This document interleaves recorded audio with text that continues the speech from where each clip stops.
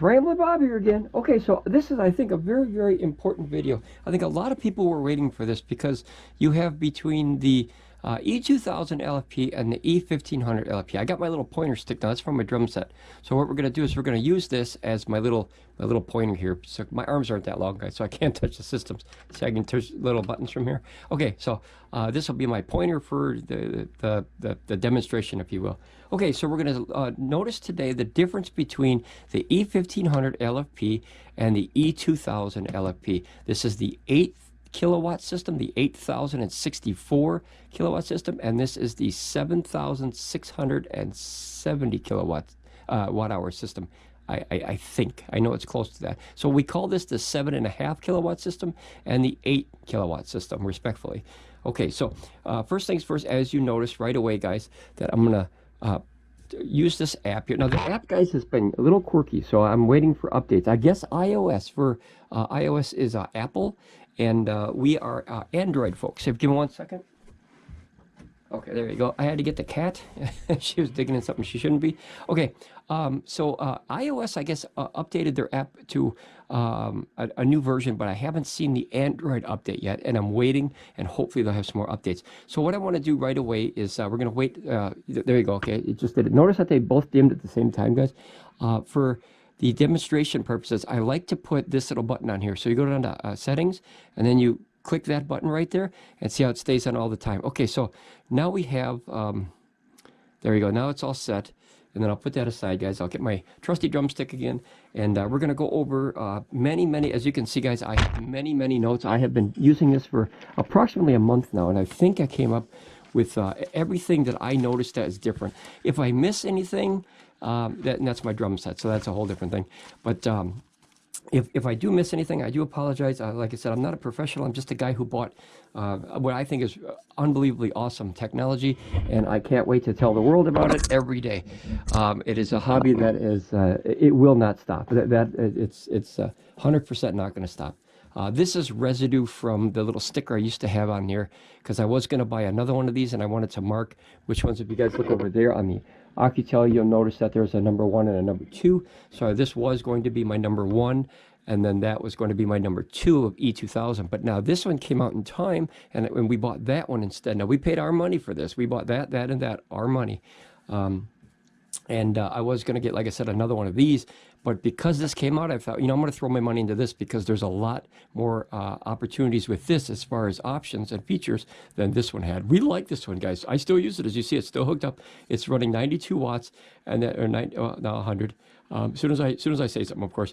This is running half of my workshop, and this one is running the other half. So I split the loads up. A lot of people would say, well, why don't you just put, you know, all of it on one system?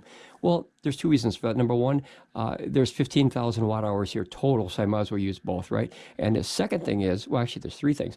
I'm testing both of these systems at the exact same time, and when they have the same draw, see that about close to 100 watts? And close to 100 watts here. See this, 93 and 84. That's very close. So I can see the difference between the systems in real time, which I don't think anybody on YouTube has either one of these full sets that I've seen. Possibly this one now, but this one I haven't seen at all. Okay, so what we're going to do is we're going to look at the first thing is the AC charging. Okay, so the AC charging, guys, is the AC charging of the main system only, and then we'll look at the AC charging of all the systems together. So in the E2000LFP, you can put up to 1100 watts into the system. Now the reason it's not 1200, because this is 600 watts aside, right? And you get 600 watt power adapter that comes with this. Is obviously the conversion loss. So you're going to lose a little bit. So you usually end up with about 550 per side. We actually bought, this is a solar panel run, but we actually bought 2 chargers for this. Well, actually, we bought one. One came with the system, when we bought the system, it came with that old lunchbox one, and then we bought an updated version, which is the newer version that has much better technology in it, so you can run it on modified generators and stuff like that, like big diesel generators, much safer for this thing. So we have both of those, and the new one is much better than the old one as far as the power loss and conversion and the standby Vampire draw on the adapters. So you can get 1100 watts through the main system, plus if you want to, we don't recommend it, guys, another 100 watts through this port up here, which is the barrel. We do not recommend you using all three at the same time, guys. It causes extra strain on the system, the boards, the heat, and everything. So if you're going to use these big daddies down here, just leave this little kid alone, okay? Okay, so that's 1100 watts for the system. And then now this one, the new one, the E1500LFP, you have only one input. Now that only allows up to 700 watts, okay? 700 watts into the main system through that port. And once again, you can use this one for another extra additional 100 watts, guys, but I don't recommend it. I just don't. Same reasons, too much heat. And now that this is a smaller box with more stuff in it, the heat is more likely to build up faster if you're utilizing, that. Unless it's an emergency and you got to get in there. But guys, I look at it this way. This has two MPPT controllers, right? This little barrel would share in between one of these MPPT controllers, right? So you're overpowering one of the MPPT controllers. So just, I wouldn't recommend it. You can if you want, you can always do whatever you want. My opinion is only that, just an opinion. But I don't want to put any more strain on the MPPT controllers on these bad boys because I switch these out, guys, and it is a pain in the butt to switch these out, especially for a person that's never did electronics of solar before. I'm learning with this channel. You're seeing us learn in real time. Okay, so you have 700 watts total here, and you have 1100 watts here. So obviously your input is much, much stronger with the older system. And I wish that they had that second MPPT controller, guys, but remember, they were limited on space because of all the extra stuff they put in this model that this one did not have, so they had more room to work with. So understandable. However, you can bring up to 400 watts in each battery at the same time. So this would be 11, right? And then, well, it's technically 12. So if you hook this to solar, you can get 12 on this one, and you can get 7 on this one. As far as the DC. But now remember, guys, this one has an option that this one doesn't have, and that's the straight in AC charging. Now this AC charging will bring it up to 1400 watts with a cord right to the wall. So that's where this one actually has a higher input. This one has the boxes where it has to convert from AC to DC, and then it goes into the DC batteries, where this one is AC straight into DC and then into the batteries with no boxes. So your input is much better. So if you were to use just the top portions of these systems without the batteries, right, you would get up 1200 watts here is the most you can bring in this system at one time. But this system, you can do 1400 watts, and that's a combination of either this or this. And it does have settings in the system that you don't have to set that proprietizes, I think that's how you say it, proprietizes, guys, is that the right word? The priority charging solar over AC. So if you were bringing 700 watts and through your solar, it would drop this down to the difference, which would be, let's see, 700 watts here and then 700 watts here. So that'll, split them apart. So you still have your good charging, actually a few hundred watts more than this one by about 200 watts. Okay, so the next thing, oh, wait, we got to do the batteries. So you do get 400 watts per battery per input. So there's an MPPT controller in each one of these batteries, and it allows up to 400 watts each, and you can do them all at the same time. We've tried. So this would be coming in at 1200 watts through solar or AC, but remember, solar you get a little bit more because your AC is limited to 550 per side. I haven't seen any higher than that, guys. If you've seen higher, let me know.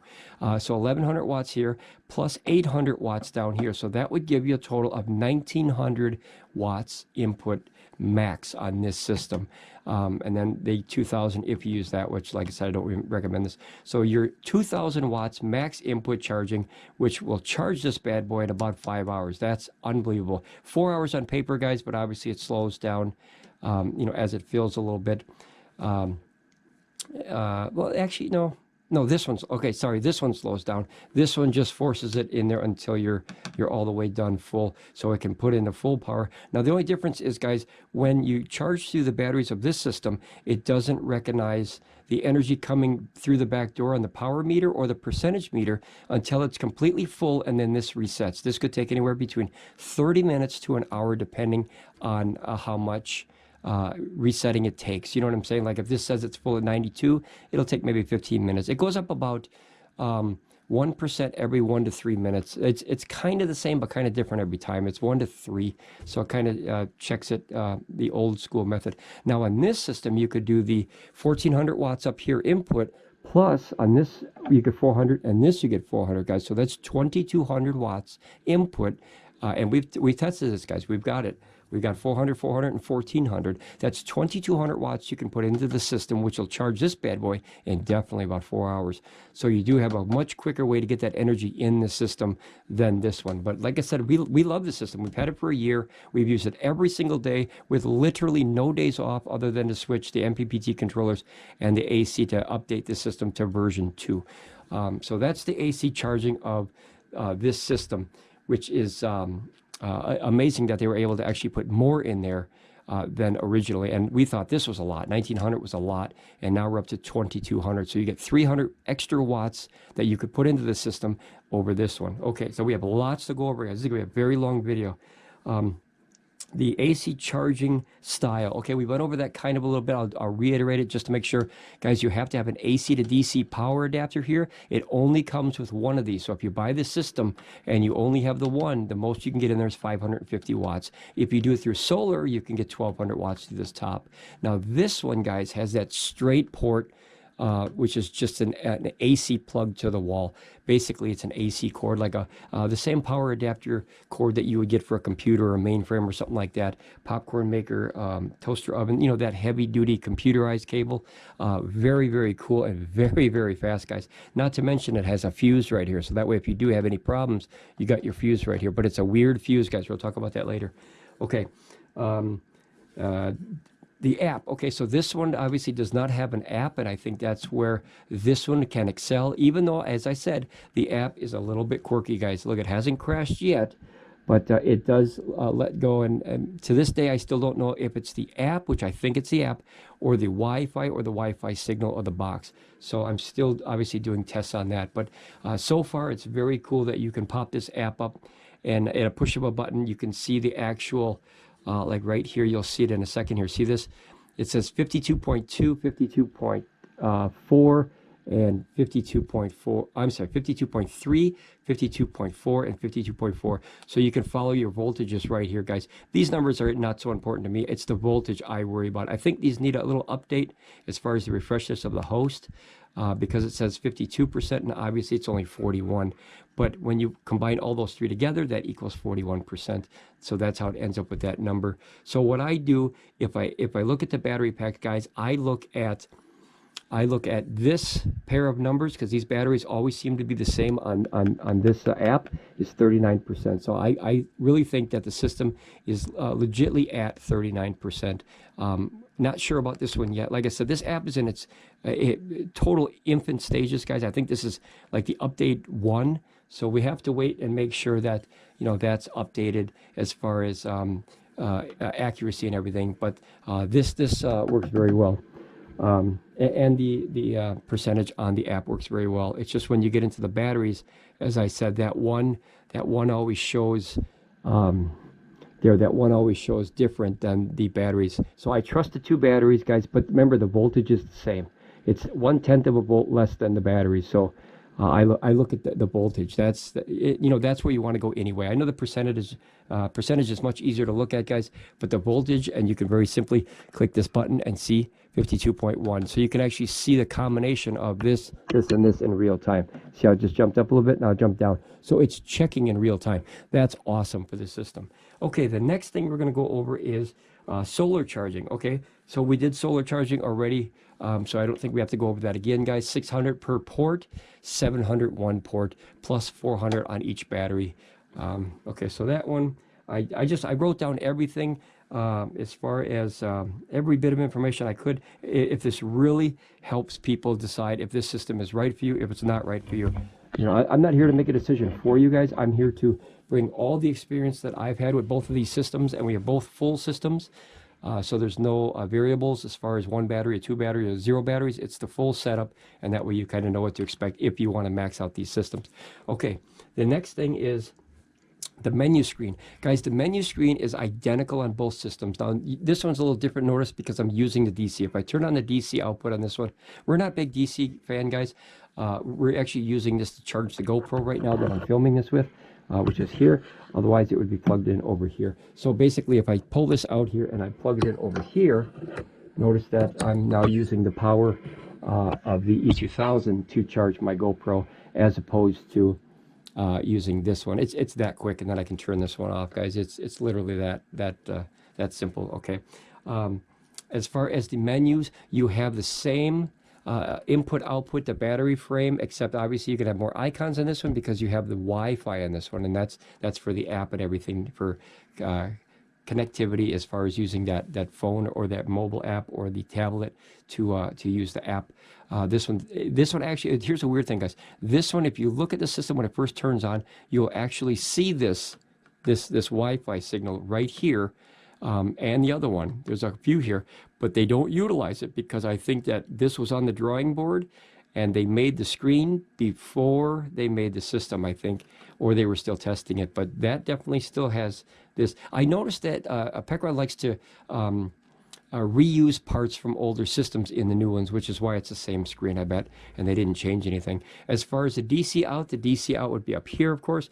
The AC out showing pure sine wave, 90, pure sine wave. AC out is 83, and then you have the time. Now the time here is very simple. It's 24.8 hours, and this is 27.8, and obviously, oops, this is a bigger battery pack, so you can't really equate them equally, of course, because, you know, different amount of batteries, 34% and 41. Not to mention, on those numbers, you have 8,000 watt hours and about 7,700 watt hours. It's just a hair under 77 watt hours, 7,700 watt hours. And then you have the percentage of the battery pack here.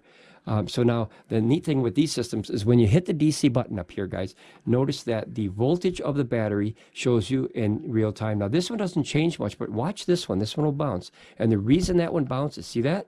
The reason that's bouncing is because this system is actually checking all three of these together right now in front of your eyes. See how it bounces?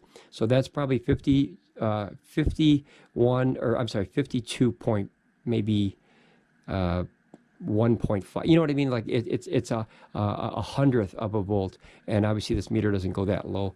This one, well, it changed to 26.3, so it will change, but not as quick as this one, because like I said, this one is checking on the fly. Now remember, a system that checks on the fly over and over and over again uses extra power, so remember that's a power drain on this system that this one I don't think has, or it's very, very slow to update that number. So you can see how quick that changes, guys. See?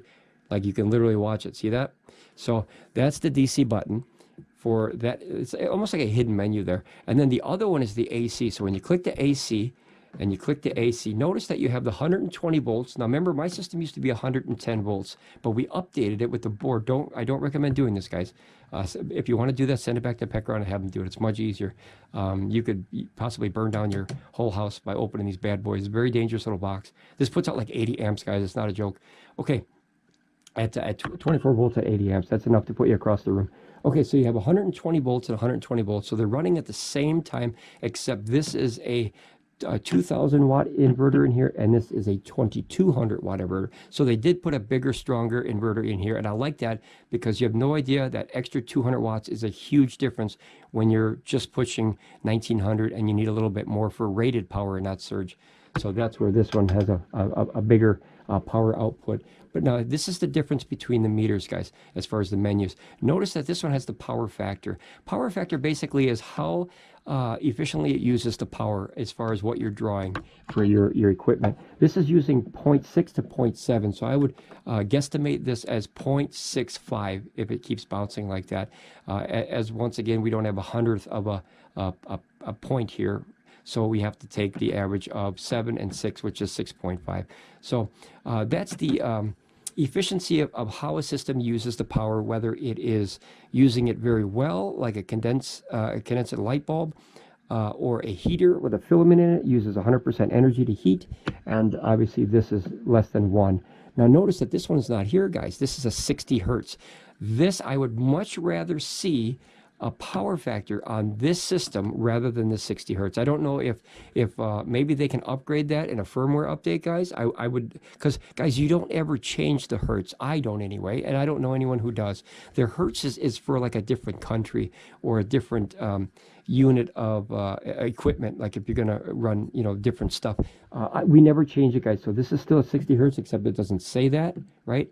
And then this is actually where you can see the hertz. And I don't think it's needed, guys. I don't know, you know, correct me if I'm wrong, guys, what you guys would use that for. You know, if you don't change it, then you know it's on 60 hertz right away. And if you ever want to test it, guys, I'll show you a really simple thing, guys. Let me grab a power thingy here. Okay, all you have to do is, if you want to check the system before you use it ever, you just go like this, and you go right to, here's your voltage, and here's your hertz. So notice that this, if I change the system to 50 hertz, this would show up as 50 hertz. Something as simple as like a little kilowatt meter like this can definitely save you, and just in case if you think something is, you know, misconfigured in your settings of your system or something like that. Well, just to make sure, Okay. So I would like to see that, guys. I would like that go on, and I would like to see the power factor like this one. I would love to see that. I would really be happy to see that, actually. Okay, so we have, let's see, the AC outlets. Okay, so the AC outlets, now this is one drawback for the new system, guys, especially for what I needed it for. So the original one has 6 AC outlets. That's very nice because the wires don't get cluttered, and you don't have to use any power strips or something like that, guys, to where you you know, you could run your cables. See, mine are nice and clean, and I put them underneath the system here. They both have that. But you have open outlets in case you need something else. Now, once you put 3 things in here, guys, you're full. That's it. You're done. Unless you put some kind of a power strip or a extension cord. And anytime you use extension cords, guys, watch them, because they could get hot and they could start a fire. So you want to be careful with any extension cords on anything. That includes your home too, you know, the grid. That's why they do not allow in retail places in the United States of America any extension cords anywhere in the store. And the reason for that is because that is one more possibility for a fire. So they try to limit the possibilities down to nothing. Yeah, and plus the extension cord can get hot. You know, a lot of people put, you guys, you remember that Christmas movie where the guy puts 18 million lights on? I think National Lampoon. You know, the guy's in his garage, and he's got one thing plugged in the wall there, and 50,000 cords sticking to that. That's a bad idea, guys. You will literally start a fire and burn your house down. Okay, the next thing is the battery capacity. Now, this is where this one actually does better than this one, the E2000LFP. So you have 2,064 watt hours in this system, the older one, and in this one you only have 1,536 watt hours respectively. That's what the battery cells are rated. Obviously you don't get that, guys, because you're going to have loss in your conversion and all that stuff. But it's on paper, you got 1,536. This is 2,064. So you literally do get a good chunk of energy more with this system than you do with that one. But obviously it made room for all the other stuff. And the casing is about 1 inch smaller or so. So that way it has to, this way, it has to, you know, use a tighter configuration to put all that other stuff in there, because, you know, the charger's built in there and everything, and the Wi-Fi is in there. So they have a lot more stuff going on in this box than they do this one. See, I wish this had that screen stay on, guys. I wish I had that. I don't know if it's in the menu. I forgot about that. I don't recall it, but let me see. 1, 2, 3, 4. No, I think the timer for the DC is in there, but I don't think the timer for the screen. I think it automatically just clicks off every, you know, 15 to 30 seconds somewhere in there. But this one, as you saw with the app, guys, I can keep it on all the time. Much better for the reviews, and it helps people see the screen, so I don't have to keep going like this every 5 seconds. Okay, the next one, guys, okay, is back to the AC inverter. Let me check my GoPro here, guys. I don't want to have the battery go bad on us here. Okay, I'll leave it unplugged for 5 minutes. Sometimes it shuts off, guys, with that cable. So I'll do 5 minutes with the cable, 5 minutes without. So the AC inverter, guys, you have a 2,000 watt AC inverter on this system and a 4,000 watt surge. Now, guys, you have to be careful. This is I don't want to say bad. I want to say, horrible surge capacity. As far as using that 4,000, you have less than 1 second to use that much. Otherwise, it'll pop. The second you go over 2,000 watts of what I've noticed of my system, it pops right away and you have to reset this. Now, that could be very important to you if you're using a lot of power. Now, this one, on the other hand, guys, is a 2,200 watt inverter with a 4,400 watt surge. Now, we were able to push this system up to just under 2,400 and some watts, and it kept going, guys. That's huge. Where this one would pop right away after 2,000, this one kept going. It was awesome because, you know, like I said, if you need that extra power, guys, you don't want to goof around. You don't have to worry about it. You have that extra power. But remember, a bigger inverter also hurts more for battery capacity as far as it eats away at it faster. So, you know, it's like having a very big engine with the same size gas tank. Obviously, the big engine is going to drink that gas a lot quicker than a small engine.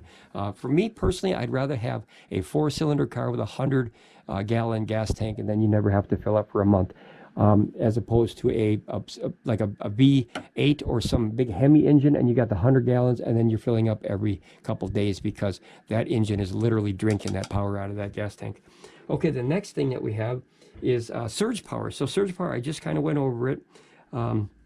The most I think that we were able to do on this one is about 2,400 and some change. I think it was 2,485 was the highest that we were able to get in a short time, and then it popped.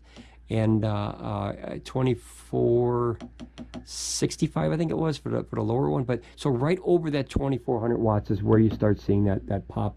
As far as the surge, same thing, you got a second or two before it pops. However, you can go up to that 2,400 and some change and keep running the system. That's where this system crushes the system if you need that rated power.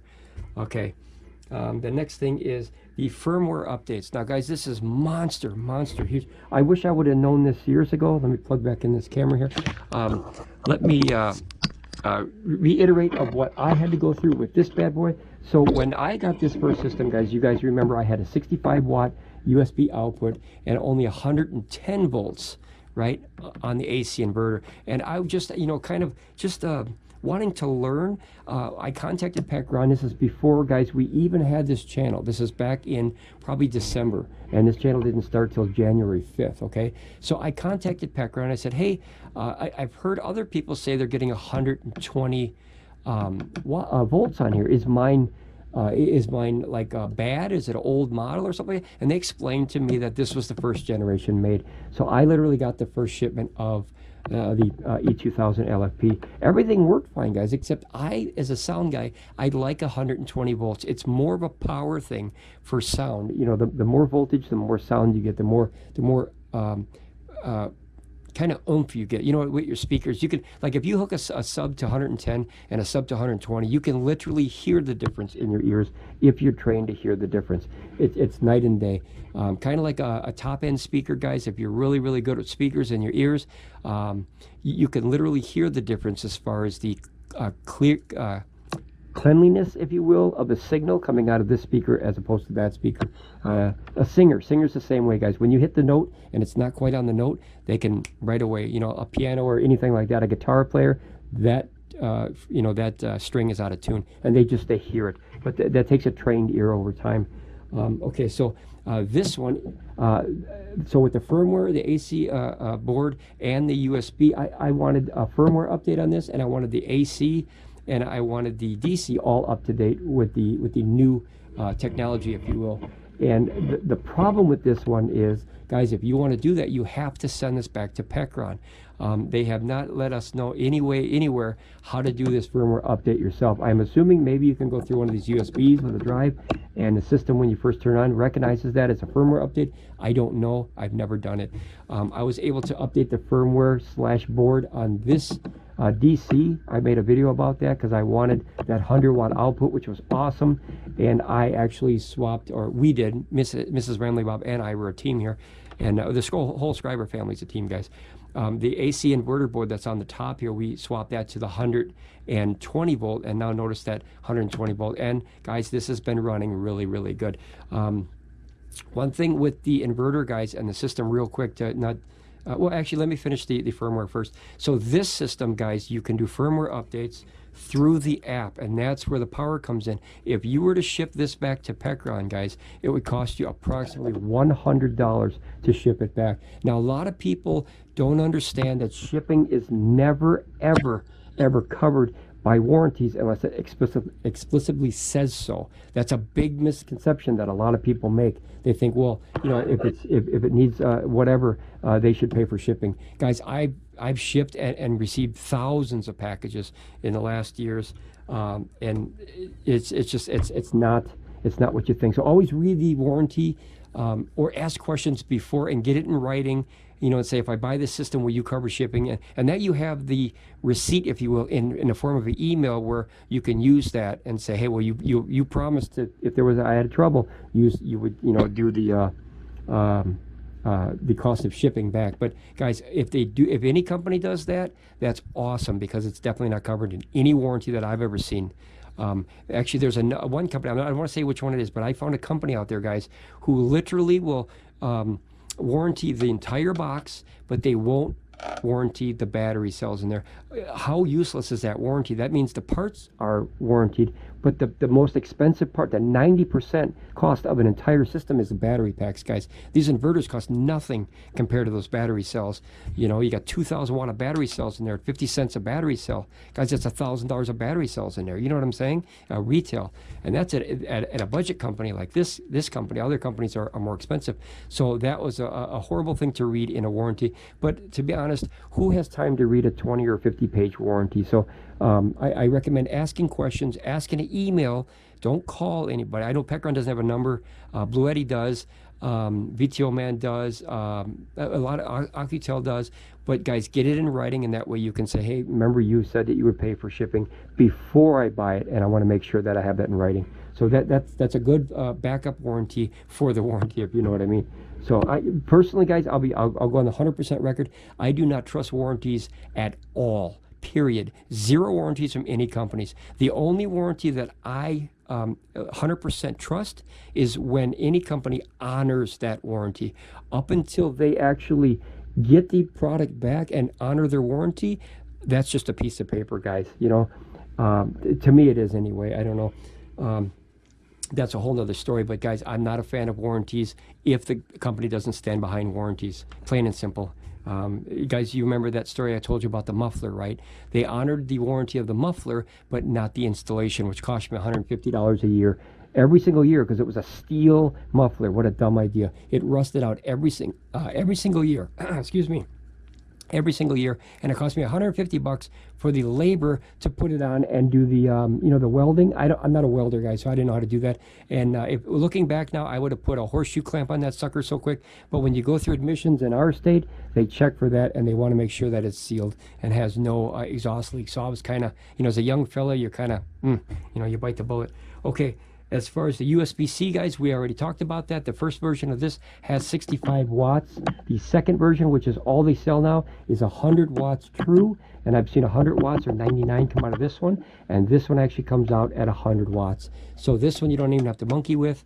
This one you don't have to monkey with anymore. But I did have to update this board to get 100 watts out of there, because the original one only had 65 watts. And the reason for that, guys, is the simple firmware update is they forgot to add the protocol, or they overlooked it. I don't know. This should have been checked before it was shipped, of course. The protocol was not implemented at the 20 volts at 5 amps in the protocol of this board, and that's all. When I swapped this, that had the protocol already in the board, so I didn't have to do the firmware update for the system, which is how I got version 2 of the system without doing a firmware update. But that's a lot of work to do that, guys, a lot, and very scary. The battery chemistry is lithium iron phosphate. It's LiFePO4. That's the chemistry. What do they call it? The periodic table with all the weird, you know, gold and silver and all the charts for everything. So it's LiFePO4. So it's lithium iron phosphate, and very good batteries over lithium ion. So this power station way up here that you can't see actually has lithium ion batteries, and I always watch it when it charges, because if you overpower a lithium ion battery, sometimes you could have a very, very bad day. So or overuse it by drawing out too much power. Okay, so as far as the battery voltage. Now, here's where the big update comes in, guys. This full system is a 24-volt battery pack system. That is a huge difference from the new one, which is a 48-volt battery system. There's a lot of pluses with that, guys.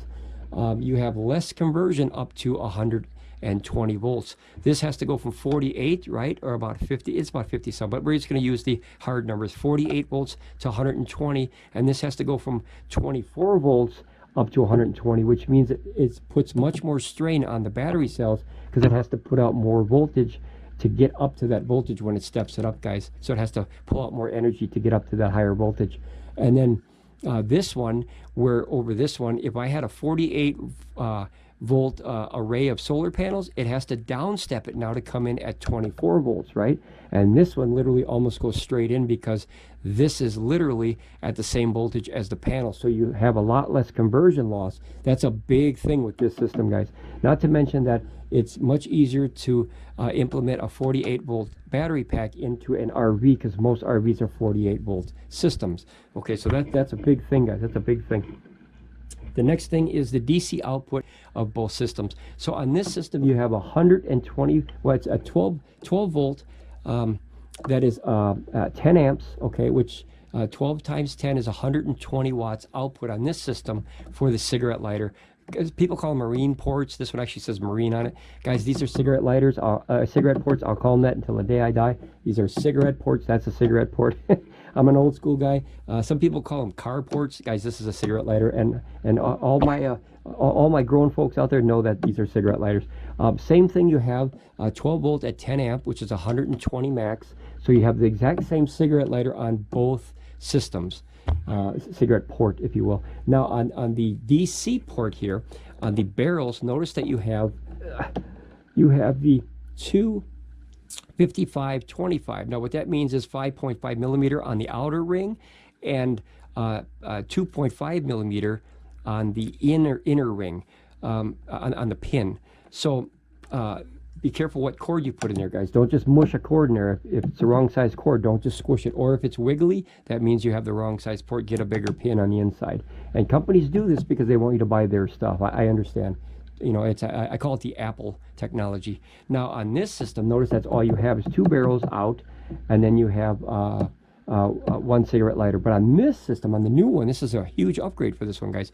You have the cigarette port, you have a barrel, which is the same, 55-25, right? But then right above it, as you see here, guys, this is a monster upgrade for this main system if you don't buy the battery packs. This has a 12 volt at 30 amp max. That's a lot of power coming out of that little hole right there, where this one does not have that. So what you could do with that is you could run very, very heavy 12 volt appliances, cookers, heaters, water boilers, things like that, coffee pot kind of stuff that's 12 volt. You know that Road Pro company, they have a ton of this stuff for semi-truck drivers, and they have a whole line full of cool stuff that you could run on this bad boy through that. And if you don't have that adapter, you can get that adapter and then convert it over to, you know, from whatever you're using to this adapter, and you can pull out to 30 amps. But the big thing is a diesel heater, guys. I'm totally wanting to get a diesel heater. I'm trying to work with a few companies to see if they would send me one so I can test one, or I'm just going to end up buying one this year because I really want to try a diesel heater. I think that's a great, powerful emergency thing. Like 1 gallon of gas can go like dang a day. I've seen it go on low. I've seen it go as long as 30 hours on some models. Holy crap, Zilla. A whole day full of solid, and I mean 200 plus degree heat. That is a lot of heat for 24 hours straight. You can heat up an entire house to a livable degree in an emergency. That's huge. And remember, that's 1 gallon. So if you had a 5-gallon bucket in the basement, or 5 1-gallons, you know, for an emergency, which I don't recommend you storing gasoline, guys, but a little bit is okay, I think. The same as you store gasoline for your lawnmower and things like that, but you know, make sure you store it in a safe place, guys. Gasoline and petrol and things like that, and even diesel can be very, very dangerous. Okay, so that's really cool port. Okay, so the next thing is the screen. Now the screen, we talked about everything that was on there.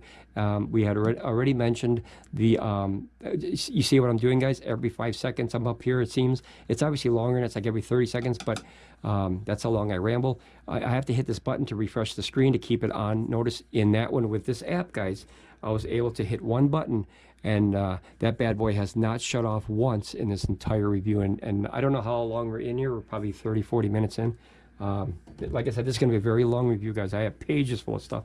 We're only at the end of page 1 right now. Okay, so grab some Dr. Pepper and grab some popcorn and just hang out with Ramblin' Bob today. Okay, so next page is, let's see, we'll go to the next one here. The technology. Now, technology I put under a very simple banner as an older and newer. So anytime in electronics you can get newer technology, chances are get the newer technology. If you have a choice between an old car and a new car, depending on, well, I suppose that's that. You know what? I'm going to take that back because, guys, I like old cars and I think they're better. Sometimes newer technology is a drawback, so I'm going to completely reverse my decision on that, guys.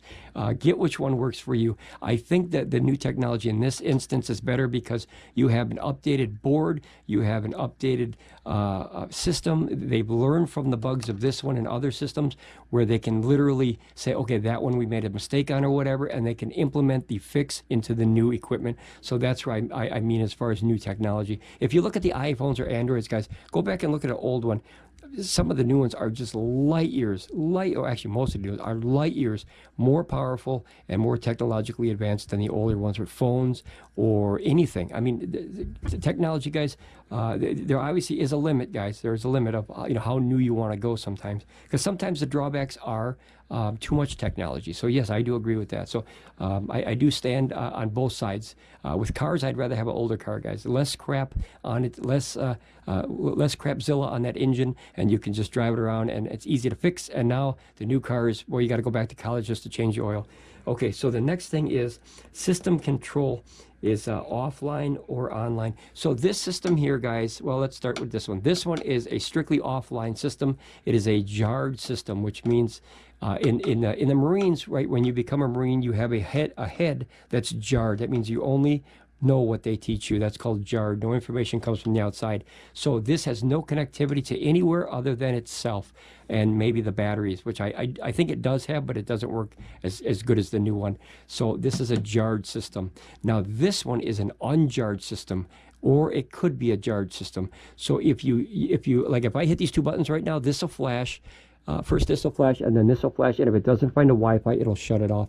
And that way you can use this as a jarred system. There's a lot of folks, me included, that are not fans of apps all the time, or the technology of being online all the time on your phone and all that stuff. Guys, you have a lot of personal information on these things, so it all to each their own on that decision. But you have the opportunity to put it online. And now, full disclosure, guys, I have not been able to, and I'm going to show you in real time. So I don't know if I'm doing something wrong here, guys. I think I have pretty good knowledge of these systems. I've had this one for a long time. I've had that one for a long time, and I've had this one for about a month now. But now watch, I am hooked to, I'll show you in real time, of course, here. Let me, I'm not a good phone user, guys. Okay, so I'm hooked on, as I show you, let's see here, the connections. Okay, so I'm on the Wi-Fi, as you see, and I'm on the Bluetooth. Now watch what happens when I click off the Wi-Fi. Now remember, this system is supposed to be able to operate on the Bluetooth, right? So I don't know if I'm doing something wrong, guys. I'd love to have anyone help me on this. But notice it says device connection failed. So when I go back to the home page, guys, it literally says offline. Now when I refresh that by scrolling down like that, notice it still says offline. So if I go, and remember, my Bluetooth is on, you guys saw it.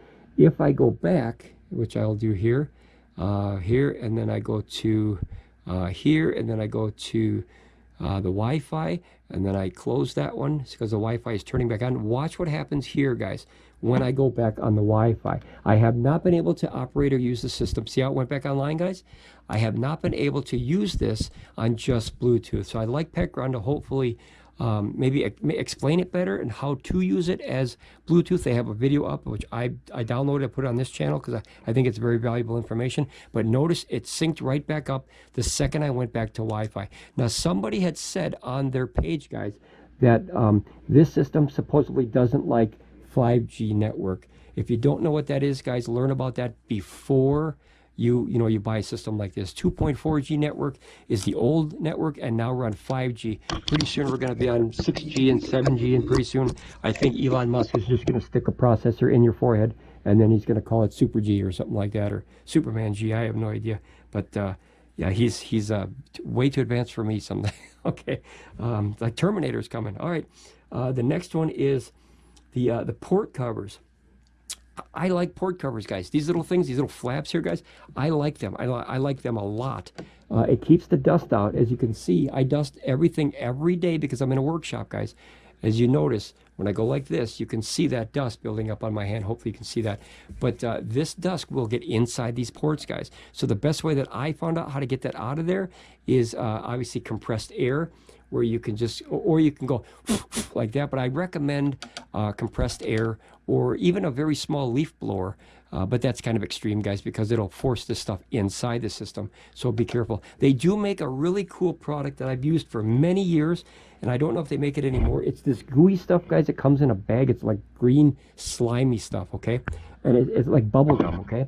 And what you do is you just set it right here, and it mushes itself into these ports and literally sticks to anything and pulls it out. As soon as I find more, I'm going to do a review on it because that is a monster product that needs more exposure. It is an awesome, awesome product for electronics. You can clean the entire motherboard as long as you don't touch the wrong things, of course, because you can get a shock from motherboards.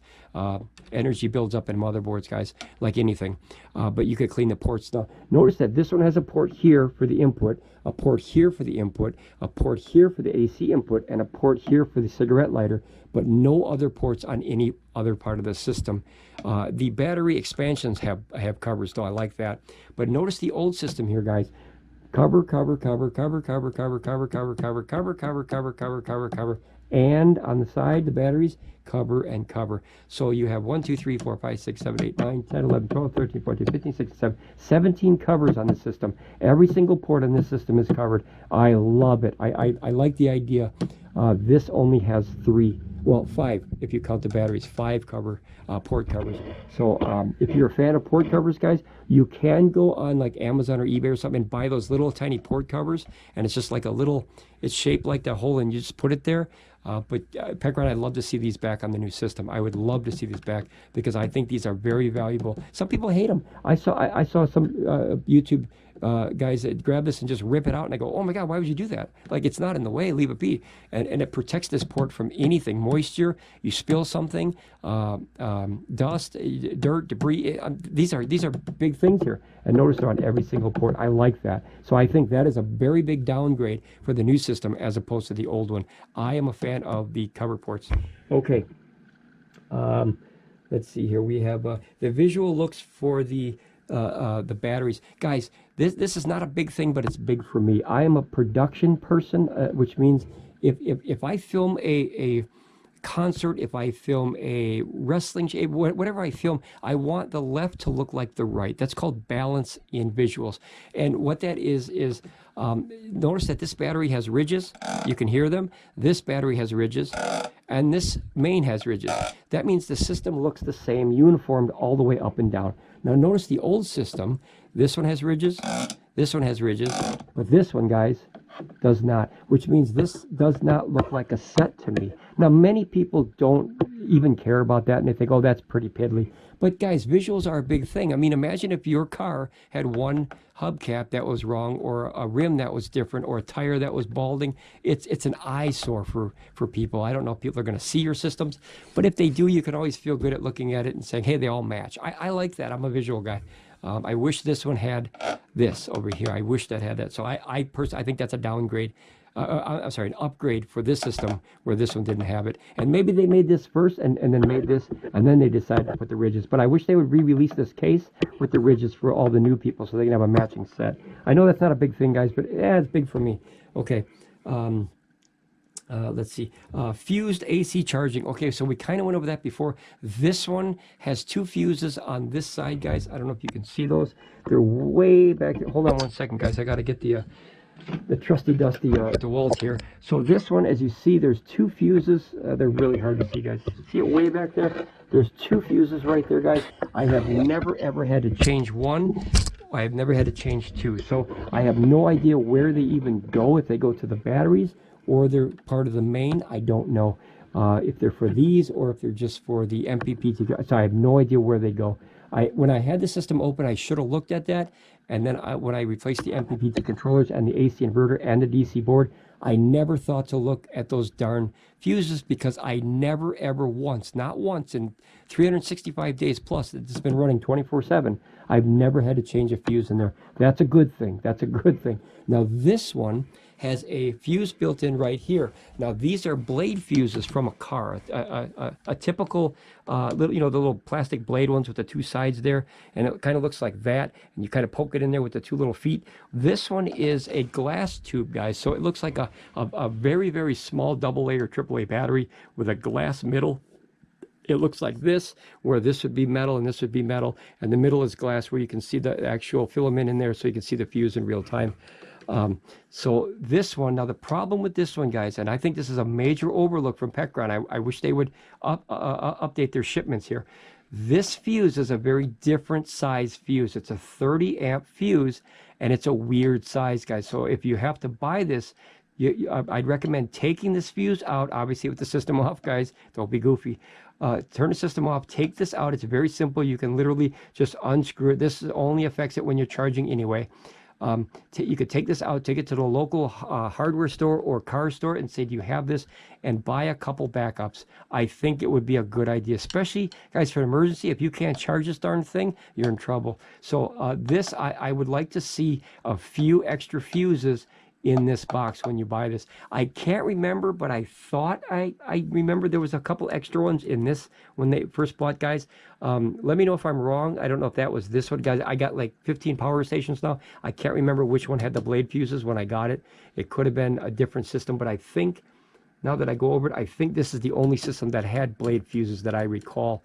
So I think it came with this one. But I remember there was 2 blade fuses in one of these power stations, and I think, don't quote me on that, but I think it was this system. Okay, let me unhook this power cord again. I don't want the battery to I don't know if it's overcharging, shutting down from heat or whatever, but I don't want it to, because remember, I out-ramble batteries, guys. Like that's a serious story. So guys, if you're going to get this system, get some spare fuses. Pecron, be nice. Put up 1 or 2 of these in a box and let people know. Maybe I missed it, guys. Maybe I threw it away. Maybe it was wrapped up in the styrofoam. Guys, double check your boxes and your styrofoam and let me know if you see any backup fuses anywhere in the box. Maybe they're taped to the cardboard and I missed them. Some companies do that. Like I got a power station once and there was no instructions. And I'm like, where the hell are the instructions? And they said, pick up the bottom piece of the foam, and sure enough, the instructions they taped on the bottom piece of the foam. And I'm thinking, who the heck would look way down there? But it wasn't a box, just in a bad spot, in my opinion. Okay, so let's see. Fuses, UPS, guys, that's a very, very important thing for people that have medical devices, or they want to use it as a uninterruptible power supply as a safety and not a standalone. This system, the old one, does not have UPS. This system does. So the little thing, if you plug it in the wall, let me see if I can plug it in real quick for you guys. Let's see here. Okay, just so you can see it in real time. Okay, so I'll plug this in, guys, and you'll see that in the system, it should start charging here. There it goes. You heard the inverter kick on. And notice that this little thing up here says UPS. And remember, this is a bidirectional inverter. That's a big difference. This is a single weight inverter, and this is a bidirectional inverter. So that's a huge difference between a system too, and I forgot to mention that. So notice the UPS and this comes on at the same time. So we don't need any power. I just wanted to show you where I'm at 40% still, so I'm good. I got about 25 hours of power here at that amount of watts. Notice the UPS went off. So that's definitely a nice thing if you're in need of a UPS device that the E2000LFP does not have, and I think that's very valuable information if that's what you need and you buy this one and you find out it doesn't have it. So big thing. Let's see, battery covers. Now these battery covers are the ports. I'm gonna have to show you this way, guys. Let me show you this here. So these battery covers, guys, they're newer and easier to put on the port than the old ones. So you can pull this off, as you see, and it's much easier. You just pop it like that. Oh, see, of course, when I say it's easy, I can't reach. It's so far back there, guys. Okay, it seems to go on a lot easier. Boy, I'm having trouble today. Holy cow! All right, Ramblin Bob, I can't see what I'm doing, guys, and I apologize. Yeah, see, I can't see it without the light. Give me a second here. These are normally a lot easier to put on than the other ones. Okay, there. So in the dark, obviously anything is tough. I like these covers a little bit more than the other ones. They seem a little bit more thicker with the rubber parts.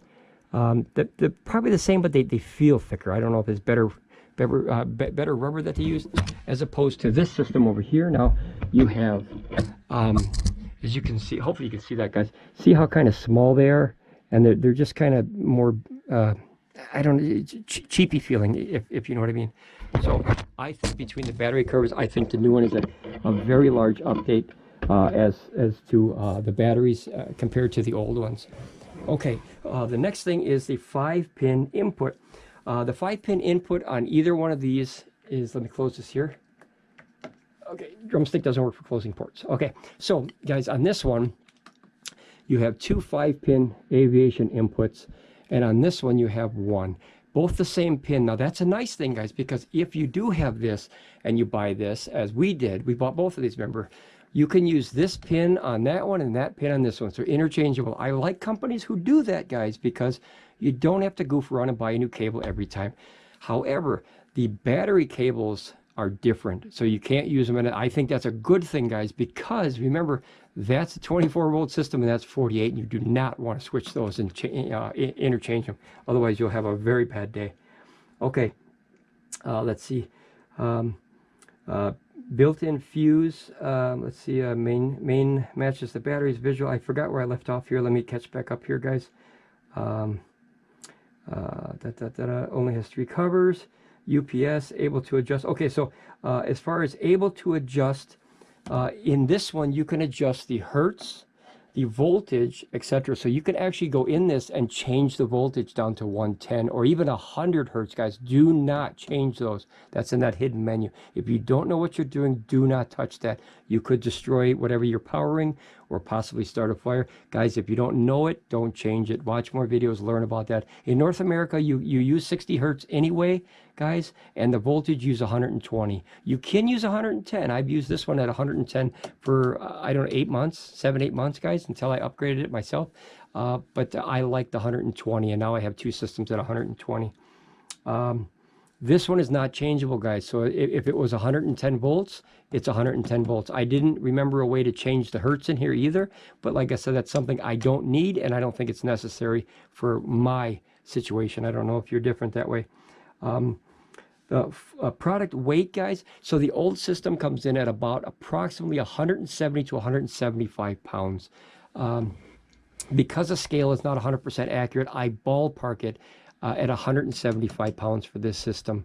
Now this system over here, the new one, because the top is a little smaller but the batteries are the same weight, this comes in approximately 165 pounds. It's actually about 8 pounds difference. But like I said, I'm just using an average, like a bathroom scale, guys, and I don't know if it's 100% accurate. So I'm just going to say that this is 165 pounds, and that's about 173 pounds at the 8-pound difference, okay? And that's the full set, guys. That's a full set. The system alone, this is 48 pounds, and that's 40. So that's the 8-pound difference if you just, buy the top parts rather than the batteries and stuff. Okay. Cables, guys, these are monster upgrades. Holy crap, I can't even explain. Okay, so I'm gonna show you.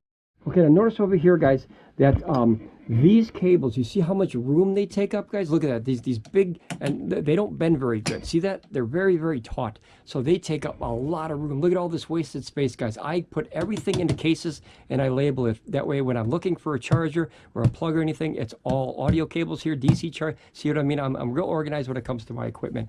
So these cables stick out really, really far, guys. That's almost a foot, right? That's 12 inches of wasted space. However, if you go to the other side, I have to unplug this one now, guys, and I have to plug into this one.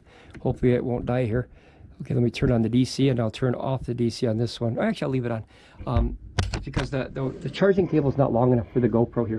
So now if you look at this one, guys, look at how clean that is, guys. I'm less than literally 5 inches away, maybe 6 possibly. I think that's like 5. Yeah, that's about 5 inches away from the next system. Guys, I normally don't recommend you running systems like this side by side because the air has to breathe and the hot air comes out one and goes in the next one, or vice versa. These we do not have on, so they're irrelevant in this situation. These are our portable ones. These are our home-based ones. But we can obviously take these out portably if we want to or have to. But guys, look at how beautiful these cables are. This is a right angle cable, guys, that is probably, I don't want to say first on the market, but it's the first one I saw. I just uploaded a video. I forgot even the name of what it was. I think it was EcoFlow Delta Ultra. Guys, they are implementing right angle cables. So I think that is a huge monster upgrade just from, like, look at it, makes a nice Superman thing. I call them Superman cables because it literally makes the letter S here, guys. They stay far away from each other, and it's just a much more beefy cable. I would say that's probably 30 to 50% fatter, heavy duty cable than those over there. If you want to test this, you see that, how fat that is compared to that drumstick there? Well, I don't know if you could see that, guys. Just here, take my word for it. That is probably 1.25 inches to 1.5 inches across. And the other one, if we can, let's see, I got to put this over here, guys. And if you look at those, you will see, notice the huge difference, guys. That's under 1 inch. That's a huge difference. You see that when I put that there? The drumstick tip is literally the size of the cable almost. And when you go to the new ones, I think it's a monster upgrade, and for safety too. Here, if I can get it on there perfectly. See that, guys? It's not even close. It's almost 1.5 of these tips as far as the girth of that copper and that insulation that's on there. So huge upgrade. I would buy cables like that for the E2000LFP if I could, and I don't think that they make them. If they do, believe me, Pecron, I will be the first one. I will spend my own money. I have no problem with that. But if you make right angle cables for this system, I will be the first person in line with my credit card to buy those and get rid of those old clunky cables, guys. That is a monster upgrade for this new system. Monster upgrade. Okay. Serial setting on the batteries. This is a huge upgrade as well. So the original EB, these are the Eric Bobs that we coined the term, the name here, Eric Bob batteries. These batteries do not have any kind of settings on them, and you just daisy chain them together. So they, when they talk, they they assume and think it's one full battery. Where on this system, guys, and let me grab the app again so I can show you this system. If you click here, let me get the dust off my phone here. If you click the batteries, because you can set these batteries to different numbers, it's 0 through 6, right? You can have up to 2 on this system, but the new one coming is the E3600LFP, which I'm already hoping to get as soon as it comes out. That one you can set to 4 batteries, all with individual numbers. Now notice that I have this one set to number 1. If I were to click that button and change it to number 3 or 4, the next time I start this, I don't think it would update it on the fly, but maybe it would. I'm just not going to do that. This number will change to 3 or 4 or 5 or 6 or whatever number. That way, if you have a problem with one of the batteries, you know exactly which battery to go to. That is a huge upgrade over this one. If one of these batteries got low or something, the voltage was funny, you wouldn't know until you bring out a voltmeter and check each one, right? That's a pain in the butt. This one will tell you right here, this number battery has trouble with this voltage. Or whatever's coming out or in. That's awesome. If one was misbehaving, guys, you can literally go host, battery 1, battery 2, host, battery 1, battery 2. This one, you just have to check and figure out where the problem is. That is a monster upgrade for this system. Okay, let's see, 5-pin aviation output as far as the voltage, guys. So on both systems you have your 5-pin. Once again, we're going back and forth, guys. I jotted them down as I learned them. This is a 32 to 95 volt input on these 5-pin aviation ports, which look like this, guys. If you're not familiar with aviation, it's 5 pins. That's why they call it 5-pin. And an aviation port, they use it a lot in audio and the airplanes and stuff, of course, because that's, the pin that they coined. Everyone has, like RCA has to do with audio, so everyone has their own little name for pins, like XT60 or Anderson or MC4. There's different names for everything. And if you learn the names, guys, you'll be better off long term. Trust me. Spend some time and learn the names of this stuff, and that way, if you need help, 5521 port is being bad. We know exactly what to help you with, as opposed to the little circle. Well, this is a circle, that's a circle, that's a, you know what I mean? So then we can go right to where your trouble is and help you with it. And then on the new one, you have only one, but it's 32 volts to 95. Now, where this one is 600 watts max input, these ones are this one is 700 watts max. That's a good upgrade, but at the same time, guys, it's a downgrade, because I would have loved to have seen 2 aviation ports on this system up to 700. That would be awesome. Guys, I heard that the new E3600LFP is going to have 1200 watts, 150 for the small barrel, and then 4 batteries. So, I mean, if you look at that, that's like 4,000 watts input charging at one time. Holy crap, Zilla, guys, we're getting there. We're getting there. Okay, battery syncing. Now, this is a monster upgrade too, guys. So, those of you who have been with this channel a long time know and remember that we had a heck of a time with them stupid cables, right? And the syncing of the system, because the communications, I don't think, were fully optimized, where this one works much, much better. Other than, remember, in the app, guys, remember you have one, oops, I turned it off. Remember you have one, oh boy, here we go. Phones, guys. I'm not a professional when it comes to phones. Okay, so notice that this one says 50%, this says 37 and 37. Now remember, they're all the same voltage. See this? 52.3, 52.3, 52.3. So the voltage is the same in all of these batteries. I think something is funny with this, but notice that this is 37 and 37. So guys, that's just a full disclosure of what I've learned from this system. I would like to see or hear from Pecron. They said that as long as these 3 are the same, that's all you really have to look at. But I want to see the same percentage on all 3. That would make me feel better. And that way I know that they're syncing properly or they're not syncing properly. You know what I mean? As far as the voltage, it is syncing properly because they're all the same volts. But I'm a visual guy. I want to see the numbers, you know. This one now, this one, as you see, if I go like this with that voltage, this one literally checks right now. And then right now, like that, like every couple seconds to maybe 15 seconds, 30 seconds. I don't know the interval, guys, because you'll see this change from time to time. It'll flash. And then what it does is it's literally, this box is talking to these batteries, both of them, in real time. And it understands that this is battery number 1 and this is battery number 2. That is a monster upgrade over this system, because this system was lost when it came to that. Yeah, here, let's put this back here. Okay, so this system was a huge upgrade as far as that. I think that's worth the upgrade alone. It's just to have the battery sync and run properly. Let's see, battery lights, guys. Holy crap, Zilla, guys. Once again, we're on to the syncing. So on this system, guys, full disclosure, I didn't give a damn what those lights said or what they did unless they were blinking red very fast. That we found out was an over voltage. It happened one time when we were charging, and obviously we had too much power going in somewhere, so one of the batteries was overvolting. It was just a second, but I caught it visually, not on camera. I wish I caught it on camera. And we knew that this, I think it was the middle one, but I swap them from time to time, guys. One of them was a little bit over the safety parameters of what it's supposed to be, and then it had to reset. Not that it turned off, it's just I unplugged the charging, let it set down for a second, and then plugged it back in. We've never saw it happen again, but like I said, I saw that one time. As far as the green lights, red lights, guys, no offense, I don't give a damn. I really don't. I know it's a bad thing to say, guys, but I do not trust the lights on here, not even close to 100%. And a lot of our subscribers here on this channel don't trust these lights either. If one says green, great. If one says red, great. As long as the batteries drop at the same time, that's all I care about. And they're not under voltage or over voltage. That's the big thing. So the red flashing light like this, that's the only warning I care about. Otherwise, we have not checked those in literally like at least a month. At least a month. Matter of fact, if I look right now, guys, this will be the first time I checked in a very long time, guys. We have here, I'll let you see in real time, guys. So we have one right here, that's green, right? Two bars for the white, and this one's not even on, guys. So if I push the button wherever it is, I got to feel for the button here, guys.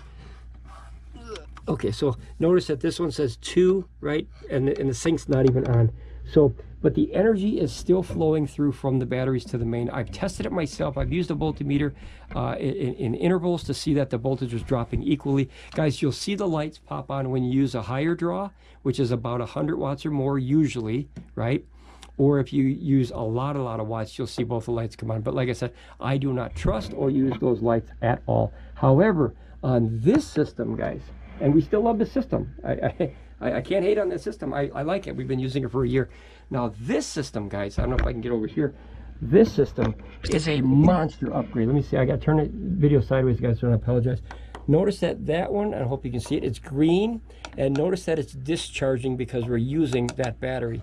And then this one is green and it's discharging. So this system in real time, you can actually physically see those lights are literally like this. And sometimes they'll go like this, but they always end up like this. You know, they're always very close. That means they're either discharging or charging at the exact moment you look at them. And that, guys, is a monster upgrade as far as how you feel safe with your equipment. As far as going, wow, I don't have to worry about it. I see that it's working. This one I had to test, so I didn't like that when I first got that. Let me move some stuff here, guys. If I could take one drink of Dr. Pepper here, guys, I apologize. I've been rambling straight for, I don't know, more than an hour here. Okay, here we go. So we're almost at the bottom of page 2. Now remember, we have 3.5 pages to do. That's how many differences I found between these systems. More than 2 batteries. Okay, so guys, obviously both of these systems max out at 2 batteries each. Now, what you could do, and I don't recommend this unless you have extra money or you have 2 systems and you want to use them together one day, you can take 2 batteries and use the system for a full 8 kilowatts of power. Then if you're camping or something, you charge up this one by itself, and then you put 2 other batteries that are fully charged, that are kind of, you know, in the truck or in the camper, in the cabin, wherever. Hook it to this system, let it balance, right? And then you can use it as another full 8 kilowatt system. I think that's cool, but keep an eye on it if you do that. You can put this at a lower voltage, but guys, if you have a different voltage, guys, let the system sync first. And I know that's very hard to do because the lights, like I said, half the times they work, half the times they don't. So they, you know, when they both turn green. But guys, the best safe way to do it is hook all 3 up. If you have 2 extra batteries and you want to, you know, redo another 8 kilowatts or something, rehook all 3 of them, leave it alone. Don't use it for at least an hour or 2. And that way you know that that swimming pool is going like this in there and actually balancing. So a big warning with that, guys. Now this one, guys, you'll see it in real time. If you do the same technique of having 4 of these and use 2 at a time, you can see in real time that if it's synced or not synced. It's yellow if it's not synced. Red means it's too far out of sync, and green means it's synced. And believe me, these lights work. I was dumbfounded when I first saw. I was like, holy cow, I was so thankful. The solar gods in the world, thank you, that these lights work when these, they might have worked, they might not. We don't even still know. We've had this for a year. System works, but we don't trust the lights at all. And that's full disclosure, guys. I've been very, very critical of a lot of things that Pecron did. Like I said, we're not 100% fan of any company. We're 100% fan of products that work, period, whoever makes them. Okay, charge through the battery. As I told you before, you can charge 400 watts through this one, 400 watts through this one, 400 watts through that, and 400 watts through that. The difference is when you go into the back door, if you will, around this power meter, remember this power meter and this percentage meter does not understand that for up to possibly an hour after, you know, you fill it up, and this has to catch back up.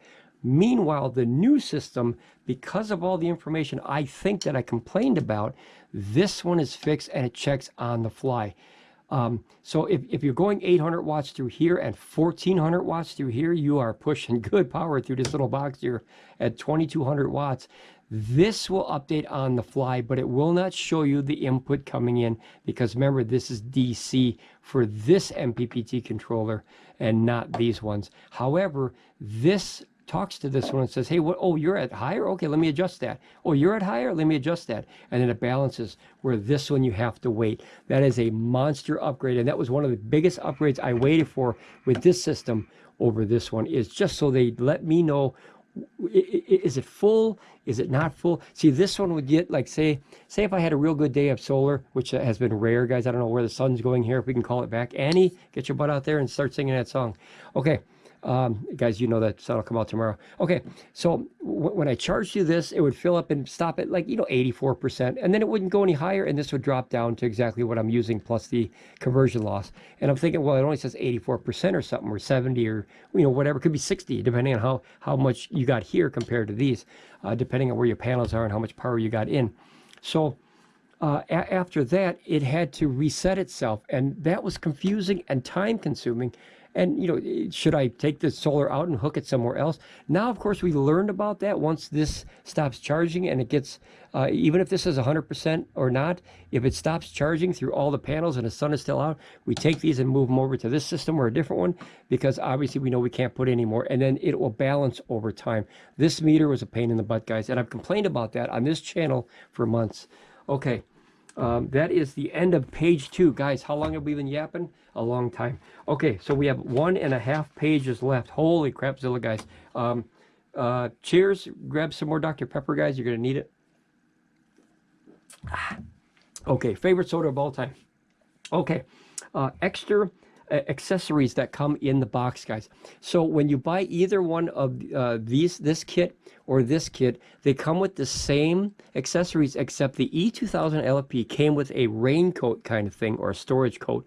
Don't use it while it's on, of course, but as far as storage, you cover it with this elastic nylon-y kind of bag, and it's got these little like scrunchy, I don't know what you call it, like an elastic scrunchy stretchy thing, and then it covers the entire thing, kind of like a hat, almost like a what do they call that, a shower cap, kind of like that, but it's really nice and fancy. It matches the system great. This one, I was sad to see that this did not come with that. I think that would have been a nice addition to this system, being that they already spoiled us with this one. So this one will fit on this one, but it's a little loose, of course, because it's a smaller system. But I would have liked to have seen that in this box. Pecron, don't get cheap on us. At E3600LFP, get these ports back on there and get that raincoat back on there, that hat. I like those, just as a personal thing. But now this comes, both of them come with a vast array of accessories. Literally everything you need, everything, except this one comes with one extra piece, and it comes with an alligator clip that goes out the XT60 all the way into a car battery, so you can charge a car battery. You don't want to leave it unattended, guys, because they can put up to 30 amps out. That's a monster amount of power that's going, a couple hundred watts through a battery. It might be a bad day. So use it when you either charge a battery real quick and then use it to start your car, or charge a secondary battery or something like that. Very, very cool, a little addition, where this one did not have that. However, the EB, the Eric Bob and the Eric Paul batteries, the 48 volt and the 24, they both came with the same alligator clip from XT60, where you can use them this way, but then if you just have the main system, you have that option without having to buy the battery. I think that was a very nice touch, putting this port on there, and a lot of people have been nothing but happy with this port. Just to be able to run a diesel heater or a very, very heavy draw, a Road Pro, or what I think it's called Road Pro, all the stuff that the truckers have, to be able to run it through the main system. If you don't want to buy, maybe you don't want the batteries, you know what I mean? Maybe you just want this box or this box, and I think that's a very big upgrade. Okay, the next thing is a lighter main system. Okay, we covered that already, guys. It's 48 pounds as opposed to 40 pounds, guys. I wrote that twice because one line was the full system setup, and the this line is just the main, so if you bought them separately. Batteries are the same weight, guys, literally the same thing, same batteries and everything. They just wire them differently in a different configuration. This is a 24 volt battery configuration, and this is a 48. So really simple, guys. How to make a 48 volt system, you could, there's many ways, of course, but you could take a 24 volt system and a 24 volt battery pack, and you wire them together in series, right? Which would be like this, right? To where you have positive, negative, and then these are connected. Now you have a 48 volt series. If you went this way, positive and negative, then you have a 24 volt system with higher watt hours. So that's the difference, guys. Okay, so that means if you did that daisy chain with two of these guys, you'd have a 96 volt system. Don't play games with that, guys. Don't try to mod this stuff unless you know what you're doing. Adding a battery. Okay, so excuse me. Adding a battery on the fly. This is a very important thing too. We kind of covered it, but remember that if you have just one battery here, and or you just get a battery and you hook it up. Remember, you have to wait till this goes to 100% for them to balance perfectly. Where this system, if you were to put this battery on, like if I literally unhook this right now, you'd see this number change. And then you hook it back up, you'd see that number change. This one has full on-the-fly checking right now, and this one you have to wait for the system to completely reset to 100. That's a pain in the butt with this system, where this system picked up where that one left off. Very big update for this thing. Okay, let's see here. The size, smaller footprint by very little, guys. You can see it's a little bit smaller in case if you want to go camping and put it in the trunk or something.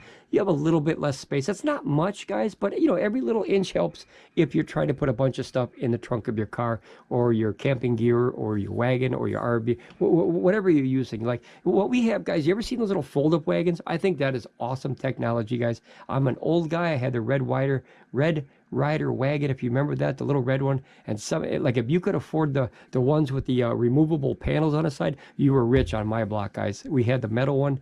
I was very happy to have that, but boy, I always wanted that one with the removable wooden sides. I thought that was the cat's meow right there, or the bee's knees, or any other old thing. So you know, you get a little bit smaller system here. Okay. The corners, guys, so I'm going to have to stand up to show you this, guys. So the corners I'm referring to are these, okay? So on the batteries, they're the same, I believe. Yes, they're the same on the batteries because the batteries are literally the same, except they're wired in different configurations as far as the voltage. But notice that these guys, they look very similar, right? This one looks a little bit more beefy, though, right? But watch when you look downward at them, okay? Do you see the size difference, guys? This has more girth to it. It's a wider, heavier corner, then this one is more skinny. And I like that because if you do set something on the top, you have a better chance of setting it here than here. And that way, you know, you don't scratch up the top, or it keeps you know, this air pocket. See this air pocket right here where I can put this drumstick? If you keep an air pocket here, this system will not make this one heat up anymore because you have airflow. So that's cool. The other one, see? The other one, notice it has a lot more airflow. I can put the drumstick all the way in there, guys. And in the new one, notice that, oh, actually, you know what? That's not fair, guys, because notice that this one has a little ridge on top of this system. I forgot about that. So that's not a fair, a fair competition, if you will, a test. But so they're probably the same distance as far as the case. I think the cases are almost identical. They're just a little bit smaller. But these corners are huge, huge difference to where, you know, if you want to stack something on top of that. Don't stack too much weight up there, guys. But we do, obviously, you know, just be aware of how much weight you're putting on it, you know. Now, when it comes to the batteries, as far as the connectors, guys, this one, the new system, the Eric Pauls have a huge upgrade over the Eric Bobs.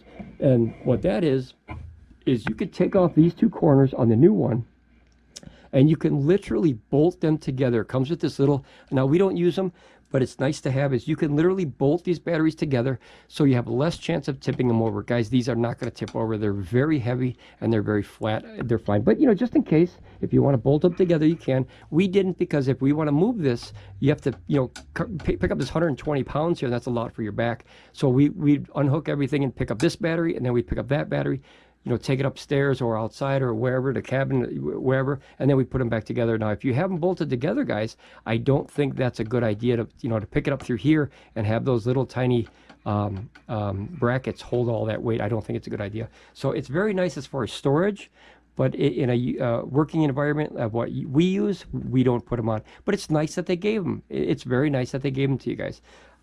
Okay, so let's see, where are we at? More beefy corners here, stability. Oh, see, that was the next thing, is that you could bolt them together. So you have better stability, guys, where, you know, you can bolt these together, and these you cannot. So a plus and a minus. If you want to and you have to move them, that's a minus because you got to unbolt them, right? It comes with this piece that's like a onesie rather than two pieces, and then once you bolt them, you put the one piece on there to cover the whole thing. I think it's a very cool thing. I believe it's only the fronts though, so it only, you know, like it doesn't do both sides, guys. Okay, batteries, guys. This is a monster good thing about the new Eric Pauls rather than the Eric Bobs. These batteries can only be used with this system. Pecron does not have any other systems that I know of that you can use these batteries on. That includes the E600LFP. Now, of course, you can power dump energy from this into another power station from the outputs. That's fine. You know, always fuse your connections if you're going to go in those, you know, those hard outputs. But if you go on this side, it has a protector on there already, so you can go through USB or XT60 into another power station. Make sure your polarity is correct, guys. Don't goof around. So that is a big downfall with these batteries. Now, where these batteries come in, the Eric Pauls, these are 48-volt system. Now, what's going to be 48 volts, guys?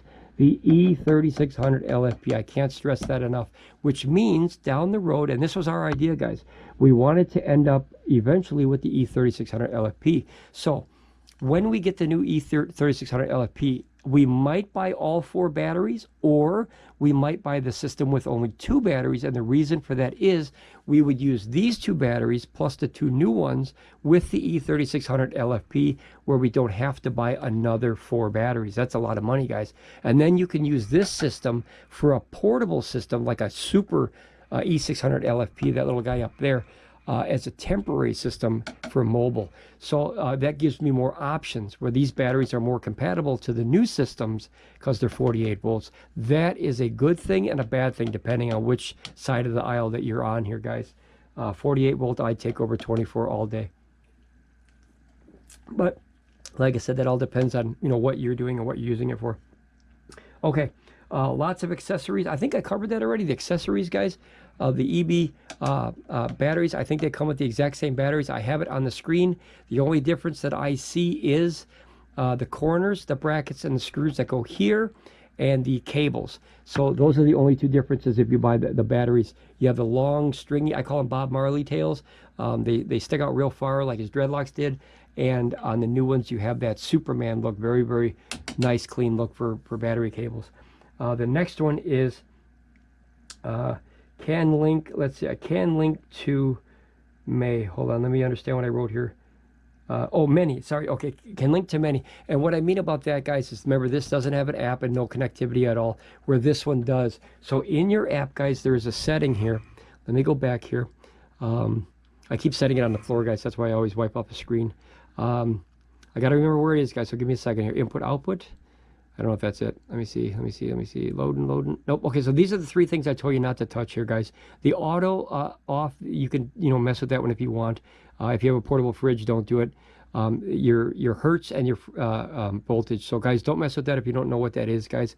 I got to find out where the... okay, so here. This right here, it says device sharing management. So if you click that, okay, notice that allow Pecron to access photos, media, blah, blah, blah. So... if you give someone else this little device here, this little QR code, they can also hook to your system as well. Which, be careful, guys, because if you give this to the husband or the wife, they might, you know, play tricks on you where they hit the button like this and then they go like this and boom, here, I just shut off the DC. And they could do that from the other room and you wouldn't know until it's too late. So no playing jokes with power stations, guys, because it's scary. Okay, but that's a good thing, is you can share it. I don't know with how many people, guys, but you can share it more than at least at least 2 for now that I know of, where you can both access the system at I don't know if it's the same time or different times, but that gives you better option to where, like, you know, the husband doesn't have to look for the wife's phone, the friend doesn't have to look for the other friend's phone, or the husband doesn't have to look for the wife's phone, or, you know, vice versa, if I didn't say that already. But very cool. This one cannot do that. You have to get your butt up and hit these buttons individually. Some people like that, though, and you can run this system like that, remember, so you don't have to, you know, have the app if you don't want to, you know. And then remember, that saves power because that the Wi-Fi is not on burning. So, okay, battery voltage. Okay, so battery voltage, we kind of covered it, but the nice thing is you can see the battery voltage on here through here, right? And you don't know if it's 100% accurate because it has to balance, and you don't know, obviously, with the lights and everything. We had to pull out voltmeters to test the batteries. So you do know that 26.3 volts is the system supposedly in a hole, right? But on the new system, with help of the app, now you have to use the app for this, guys, you can actually see, as we showed already, the voltage of each individual battery pack. 1, 2, 3. Host, battery number 1, battery number 2. So that means that when you get the E3600LFP, the new one that has 4 dang batteries on it, you can see, you probably have to scroll the page, but you can see the battery voltage of each one in real time. And that is a big upgrade for this. If I want to check the battery voltage of this battery to see if it's working properly, I have to undo the pins. I have to stick a voltmeter in both of those, which is very dangerous, guys. Don't goof around. And I check it in real time. So that's a big difference between this system and this system. This one, you don't need any extra hardware. This one, you do. Okay, we're still on page 3, guys. Fan noise. Now, this is a big thing, guys. A lot of people don't like noises. So I'm going to talk about the noises that I've seen with both of these systems. Notice that this one is running 108 watts right now. The fan is not on at all. And the reason for that is it's a bigger box and it's easier to cool. There's less stuff going on inside there, like the Wi-Fi and the charger and just all kinds of stuff going on there. The computer that's talking to the communications of all of them is obviously creating more heat. But that is a big difference. Now, this system, guys, some people, and I have now experienced this, guys, you will hear a modem sound coming out of this thing. And I don't know if that is a communications of the fan or communications of the batteries where it's trying to talk to each other. But I did not have that when I had the 110 volt AC inverter in there. So that's the weird thing. We've had this channel for almost a year now, guys. I did not hear that at all. Other people kept sending me videos and I'm like, I never heard that. I don't understand what you're talking about. But when I heard their videos, guys, it does sound like a old 56K modem, if you remember that from like AOL dial-up days.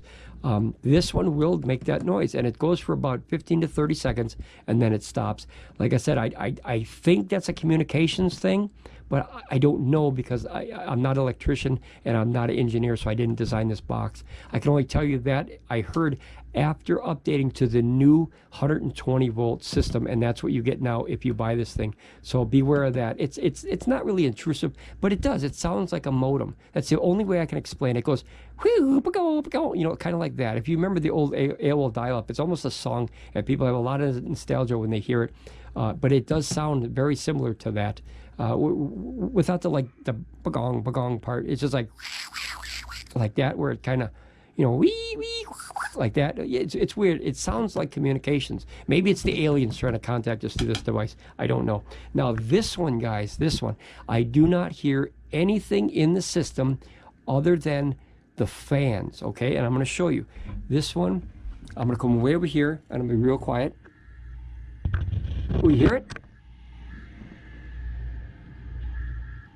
What great timing, guys. You hear it? Oh, that's awesome timing. Okay, so it literally did it right now, made those modem sounds, guys, in real time. That is an absolute, my timing is sometimes impeccable. Lucky me. So you heard what this thing can do with that new AC board, guys, and that AC board is in all these systems now. So I don't know if it's the AC board or the communications or what it is. I haven't been able to figure it out, and we've had this for a year. Now this one, guys, this one, what you'll hear, see that? You hear the modem sound still in this one, but listen to the fans now. Right? So now here's the difference of what I noticed. This one makes literally, for 90% of the time, when you're drawing 100 watts, as I'm almost doing on both, right? They're very, very equal. This one makes the modem sound, and then it shuts off for a very long time, and you don't hear it. This one, I've noticed that these fans literally never turn off, guys, and I mean almost ever. So because of all this stuff going on in here with the Wi-Fi and the Bluetooth and the app and all this fancy gizmos and stuff in here, and the tighter box and everything, that compartment, this one has to use the fan more than this one does. I think that's a big thing as far as the capacity of the batteries, guys. Obviously, if you have to use the fan all the time, that takes power to run those fans. And there's 2 of them in here that are on the case, and then there's probably, I haven't opened this yet, there's probably 2 of them, or probably 1 on the MPPT controller, and then there's probably 1 on the or 2 on the AC inverter board, if there's 2 sides to that. But I don't know, because I haven't been inside there yet, guys. Let me look 1 second just for something. Fans, okay. The next one was, let's see, fan noise. So guys, be aware of that this one, the fans never ever seem to turn off, guys. Even though we're burning the same watts. See now that phone noise is gone, that modem sound, and this fan is still on. And here you can hear it again. So that never really shuts off. Now that's a good thing and a bad thing, guys. Like I said, that keeps the system much cooler. However, that's draining your battery because you're running fans. This one is either not heating up as much, or the threshold is set a little higher to where it doesn't have to use the fans. So like again, I didn't design the system, so I don't know where the thresholds are, and it's very hard to test them because I don't have the right equipment to test, you know, stuff like thermal heat and all that stuff. I wish I had one of those heat guns. That would be awesome to be able to see heat in real time. You guys ever seen those? You put it on your phone now and you can see a thermal image. That's so awesome. But it reminds me of the Predator movie, when the alien guy, and he's looking at Arnold Schwarzenegger and he can see him, so he has to cover his body in mud so you don't see the thermal signature. That's awesome. But okay, so let's keep going here. We got lots more to do. Fan noise, power consumption. Okay, so that we kind of covered that a little bit. Power consumption, guys. This basically uses what you see here. This screen and the lights sometimes come on, sometimes they don't. The batteries still flow energy even though the lights are not on. We noticed that. So as far as parasitic style draws, there's not much here, guys. It's a that's what I wanted. I wanted a big battery in a box, and that's basically what this is 8,000 watt-hours full of battery in a box. And that's why I got a Pecron originally, because I didn't want all the fancy doohickey things with the apps and all that stuff. That's the number one reason. I wanted the size and the simplicity. And at that time, Jackery didn't have it, plus they didn't have lithium iron phosphate batteries, so I drifted over to Pecron. And I wanted Bluetti, but Bluetti is so expensive. I ended up over the Pecron, and I'm glad I did. But I love Bluetti too. If I could get the AC500, guys, I would buy it like today. But that's a $15,000 system, guys, and the well runneth dry already for this year. So I gotta slow down on my buying of this stuff here, guys. Now this one, notice that you have the screen that could stay on all the time, right? These batteries, the lights on the batteries, they work now, guys, so they have to be on all the time, so that's parasitic drain. The screen, if you keep it on all the time, that's parasitic drain. The Wi-Fi is on all the time, guys. If you have it on all the time, that's parasitic drain. You also have the Bluetooth inside this module, what I have not been able to figure out. Like I said, I'll talk to more people. Hopefully they can help me on that situation. That's parasitic drain. So you have 4 extra things on this system that are extra draining parasitic power, right? Kind of like a vampire would just kind of suck the blood. Well, those are sucking energy. 1, 2, 3, 4 things on this system that's literally pulling energy out, whether you're using it or not. And that's Bluetooth, Wi-Fi, the lights, and I'm missing something. Holy cow. Oh, screen, Bluetooth, lights, and those lights. Oh my gosh. Screen, Wi-Fi, Bluetooth, and the lights on each battery. And remember, there's 2 batteries, so it's twice the lights. So technically, you'd have 1, 2, 3, 4, 5 things using a parasitic draw on this, which also hurts the battery capacity of this model compared to this one. But that's kind of the obvious, guys. You know, if you get out of your car and you leave your radio on, right, it's going to use some of your battery, guaranteed. Okay, so the next one is power buttons. Okay, power buttons. Let's see here. What did I talk about as far as the power buttons? Larger front, smaller front. What was I jotted it down and I don't remember what I was talking about. Power buttons. I think that was on the, let me see here, smaller. Oh, I didn't even notice it. Okay, so guys, this is a very, very simple thing as well. You're not going to be able to see it probably on the TV here, but notice that the DC and the AC, if I can get that, you see that the little DC and AC words on the power buttons, guys. Notice how small the writing is. The writing is much bigger on the new system here. Now that doesn't mean a whole lot, but I like it because it's a little easier to read. The older you get, obviously, the more your eyes are fighting just to read these small things.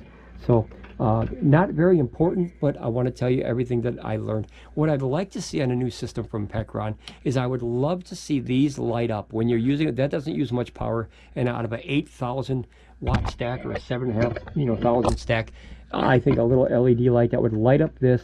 I'll give you a prime example. If you look at the AC2A, and this is what gave me the idea for this. So the AC2A, guys, when you turn it on, notice that this lights up. I think that's really cool, right? I think that's really cool. The EB3A does not. It just has a little dot. See that? So it's very simplistic. Let me turn this one off here, and let me go back up here. So now when you use the AC or the DC, when you push the button, notice it literally says DC. You could see that from across the room. It's nice and big. It's like, I don't know, 1/2 inch by 1/2 inch. Or you click the AC, look at, you can literally see it says AC, power, and DC. I like that, guys. And I have not seen a Pecron product with that. So Pecron, if you're going to take another idea or something from any company or to implement it in your machines, take that idea, guys. I think that's a winning machine. I don't know if they have it patented or not, but it's a very simple thing. Just put a very simple LED light behind here so you can see from across the room. Now you could see it here, obviously, right? You could see it, but I think that would be really cool. It would be neat if like all these borders were light up too. Remember, I'm a production guy, so I look at all the ways you can make something look cool. That'd be like rims on a car, So it's not needed, guys, but I think it would be a nice touch as Bluetti obviously implemented in their systems already. Okay, the next one is the naming options on the front of the system. Once again, not a big thing, but like I said, we talk about everything, so there's no surprises, you'll know everything. Notice the Pecron E2000LFP has the big model number right here with the name, nice and big and bold. Hey, this is what I am. It's like having a license plate on your car. Now notice the new one, the E1500, only says Pecron right here. It doesn't say the E1500LFP. Guys, if you're proud of your model, write it on there. You can see that the E600 didn't have it, and the Oukitel over here only says Oukitel. The Bluettis, see how they don't have it? I like that when you put what you are right on your sleeve. I've always been a big fan of that. If you're proud of your model number, get it on there. They have theirs way up here in the corner. Like I said, this isn't a big thing, but I kind of like that. I don't know, I like it. I like how it takes up that empty space right there. And now that you have these ridges, it doesn't look as like this. I think would look really empty. But like I said, I'm a visual kind of guy. Being a production guy, obviously, that would bother you if you were seeing this on camera as opposed to this on a DVD. It just looks uniform, and this doesn't. Okay, so the next thing is USB ports. So you have basically 6. Let me get over there. You have 6 USB ports on both models here, guys. And okay, so if you can open these up, you have the 100 watt USB, and this actually comes out 100 watt on all the new models. Remember, it was only 65 on mine originally. And then you have a USB-C that is 18 watts. Now this one actually comes out, I think I was like 23 or 24 watts. So it actually came out more than what it was on the little label here. And then it has one 18 watt USB, which is a quick charge 3, and then it has 3 slower ones, which are 10 watts. It's probably 2.4, but they didn't write it. So these come out at about 12 watts a piece, which is quick charge, I think 1 or 2, or yeah, probably 2. So these come out at about 12 watts. This comes out at 18. This one, USB-C, comes out 18, and it actually comes out at about 23, 24. And then you have the 100 watt USB power delivery port. And power delivery ports are monster, guys. I love to have seen 2 on either one of these systems that are 100 watts. So you can either power dump into other systems or get your 2 phones, so you and the wife don't have to fight over the ports. There is the wireless charging up here and the wireless charging up here, so you do have it on both systems in case you're fighting over the power delivery port, guys. But now in the new system, guys, you have the 100 watt USB power delivery port here. Both of those are 20 volts at 5 amps. And then next to it, you have 18 watts at USB-C. Now, this one came out at about 16 or 17 watts. I can't remember what it was, but it was less than the 18 rated of what it says here. Like I said, I try to do full disclosure of everything that I learned. That way you can see if these systems are right for you. But now notice, here's the big difference with the grandpas. These are grandpa ports, USB-A. 18, 18, 18, and 18. So the nice thing is, rather than the 3 really old ports that only come out at 12 watts, all 4 of these come out at 18 watts. So that's an upgrade for the USB section as opposed to here. Now the downgrade is obviously, once again, these have covers, these do not. So you can see dust in there already, guys. So I would much rather have seen these little port covers, these flaps on this system, guys. I like them. I don't know. Let me know if you like them or not. I like them. I like these little flaps. Okay. The next thing is, let's see, where are we at here? Okay, so the corners on the main system, guys. So this is, I think, a big upgrade. So when I opened the system originally, these are glued down very, very hard sometimes, and you have to break the glue to get this off. You have to bare grip. I don't know if I can do it now. Try. Let me see here. So you have to bare grip it and pull it towards you like this. Now notice that, see all this residue left behind? That's all glue. And then inside here was all glue, but I cleaned it up here. And then for some reason, Pecron sent me like, I don't know, 40 or 50 of these things. I have no idea. Every time I upgraded something, they sent me more of these. And I was like, why don't you just use the same one? What a waste. Anyway, so they put glue back on here, and then they shove it this way, which is towards the system, right? So that way you do the bare grip and pull it outwards. Now the new ones don't come off that way, guys. They don't. If you pull it like this, like I did, you'll literally rip this thing. I didn't rip it, but eventually you'll rip that if you keep yanking off that way. How you get these off, guys, is upwards. So notice that this one literally goes, well, I gotta move this out of the way here. Notice it goes upwards. See how they came up with the slots are the other way, and I like that because it's much easier to put that back on this way as opposed to this way, because something could fall off this way, right? But it's not going to fall up and off. So you just pull it up like this, and then see that, and then you can get access to the system. But notice they didn't put any glue in here, guys, and I like that. I like that. You know, glue is a good idea, but it's a pain in the butt to get that glue off, and they use that real sticky stuff. They use a lot of residue, and sometimes it can fall and get sucked in by the fan. So I really like these new ports over the old ones, guys. There you go. Okay.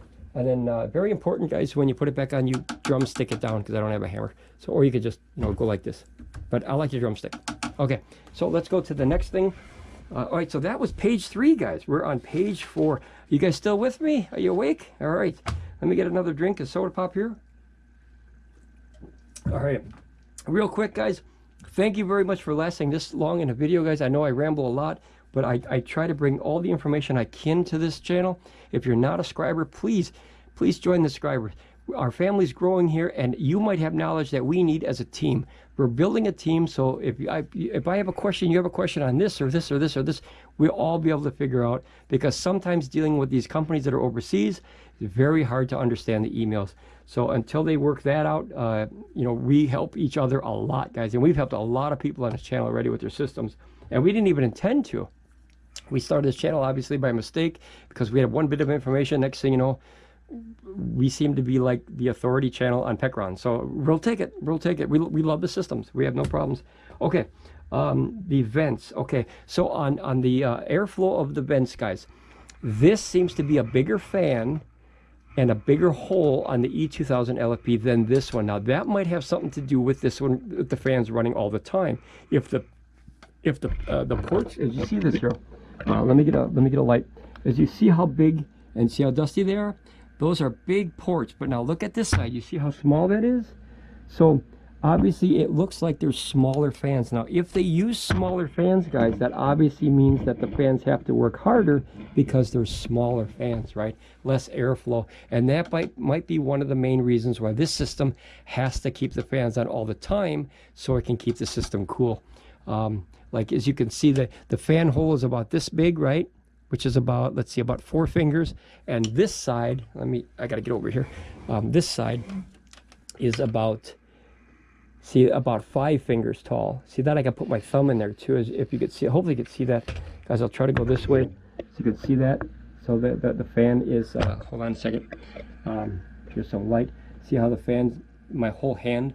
And on this side again, you have the, I would have to say, let's see, I would have to say, yeah, 4 fingers. So obviously there's more airflow as far as the ducts and the fans in the E2000LFP than there is in the new system. I don't know if that was a upgrade or a downgrade.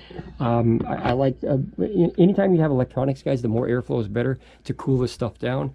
And that's one of the reasons I have a feeling that these fans never really turn off, because they have to work harder with the smaller vents and more stuff in there and things like that. Okay, also, the vents location. The input is here and the input is here. Now, normally you'd never want to run systems this close together for obvious reasons. The exhaust of this one could get sucked into this one and make this one work harder. These systems are perfect for this configuration of how we have it set up. And how that works is, the input is in this side and this side, so that means the cool air comes up the middle, goes into both of these. That hot air goes this way, and this hot air goes this way. So depending on your configuration, I think that's great as far as what we need it for. But the hot air does come out on the same size as the cables, and I don't know if that's a good thing or a bad thing, but it is. It's above the cables though, so I don't think it'll affect the cables at all. But I don't know if I would have designed it a little differently and put maybe the other way and have the hot air come out on the opposite side of where the cables are, because extra heat on the cables, that could cause trouble. Okay, handles on both systems. They look like they're identical systems, guys. Like I said, the cases are mostly the same. Very, very few changes. Obviously, the size and this stuff. But very heavy-duty handles. You could carry this 50-pound thing with one hand, very simply, if you can lift 50 pounds. Same with this. It's only 40 pounds, but you can kind of, fight it around a little bit, and that handle is not going anywhere. That's a very, very solid handle and a very, very solid handle. Okay, as far as the barrel outputs, I think we covered this already, guys. 2 barrels on the E2000LFP, right? And only 1 on the E1500. Now, guys, we don't use barrels for literally anything other than to test them. So these are useless for us, and these are useless. We do use this from time to time, and I'll definitely be using the XT60, even though it's the power dump into other power stations. But this we don't use. So depending on what you need, guys, if you need more barrels, this one has 2 and this one only has 1. Okay. Fan slots. Okay, we already talked about that, guys. The size of the fans is obvious. I think they're bigger fans and bigger slots on this side. And then the last one, guys, is the charging speed. That's the last one I have now. There could be more later on at a later date, but that's all that I learned, which is a ton. This video is going to be 2 hours long, probably plus. But there's a lot of information packed into this video. So the charging speed, guys, if I were to charge this one at full speed, 1200, well, 1100, at 1200 if I use solar, it will push 1200 watts until it's literally almost full. And then it very slowly slows down. Okay, now what's nice about the new system, this is a drawback and a plus depending on how you think. This one, if you plug it in the AC, which is here, and you plug it in the wall, it will not go up to 14 until you get above probably 10%. What that does is it kind of evenly charges the batteries like this, rather than, hey, let's just get all the power in there and shoot it up. It's kind of like when you start your car, guys, you don't just start it and hop on the freeway. Bad idea, dumb idea. You're gonna beat up your car, your engine. This one starts out like this, and then over time it goes like this and builds. You can watch it in real time. It'll go up 50 watts and then 100 watts like this, and then eventually you're at 1400 watts full. Now, the difference is when you get to 90%, right? 90% of this power, it'll go like this from 1400, and it'll drop down like this all the way to 600 watts until it finishes. It'll drop down to like 200 and then 100 and things like that. Now, what's good about that, guys, if you go back and watch the video that I made a long time ago about how a system charges a battery, you'll see that the energy goes in by, I poured that soda in the glass, and if you remember, when you pour the energy into a container, hence a battery cell, too fast, the chemical reaction is so much that it goes over the top, and then you have either a fire or a breach or a problem, right? So when it slows it down, that's when I poured the soda, and then I tapered it off, because you don't want that extra bubbles to go over the top. There's a lot of buildup in batteries. The whole chemistry of charging batteries, that's the little electrons and stuff that's zipping around and everything, and if it goes too fast, it goes pop, right? So, and that's where you have lithium ion problems with batteries, where they explode and turn into what I quote I coined this term, the blowtorch from hell, which if a lithium ion battery pops, you cannot put them out, man. I've seen people, even with a little RC battery, something as small as my finger, can literally put out a blowtorch for like 30 seconds to a minute. And I mean like this long of a flipping blowtorch, and it'll burn anything it touches. Blowtorches come out very, very hot. So it literally, if you could pick it up and use it as a blowtorch, I bet you could, but obviously don't do that. But that's how much heat comes out of there on a lithium ion battery when it pops. So crazy, crazy, crazy. So what I'll do now is I'll do one last one. Hopefully you can see this. Let me come over, and I'm going to show you real quick from the batteries here. Let me pop this out of the way here. Oh boy, that didn't work. Okay, give me a second, guys. I got to reset my screen here. Oh boy, I think I screwed up my screen. Give me a second. Okay, there. Hey guys, I'm back. You're never gonna guess. I out-rambled the battery. So as soon as I unhooked it, the battery died. So I might have to look for a new battery for the GoPro. I've used it a long time. It's probably a matter of time. Plus, remember, those are lithium-ion batteries that are in GoPros and not lithium iron phosphate. One more reason to get lithium iron phosphate batteries, longer runtime. Okay, I wanted to show you one last part, guys. I tried to walk over to the screen, and obviously it unplugged, and then my GoPro died. I wanted to show you the parts that you get, the accessories, with each system in real time here, so you can actually see what you get between the two. I want this to be the ultimate video of what the difference is between these two systems, so people can make a very, very, very informed decision on whether this system is right for you, or that system, or none of the systems. Okay, so this is the E2000LFP, the original one that we had. You have the charging brick, which obviously you don't get in the new one.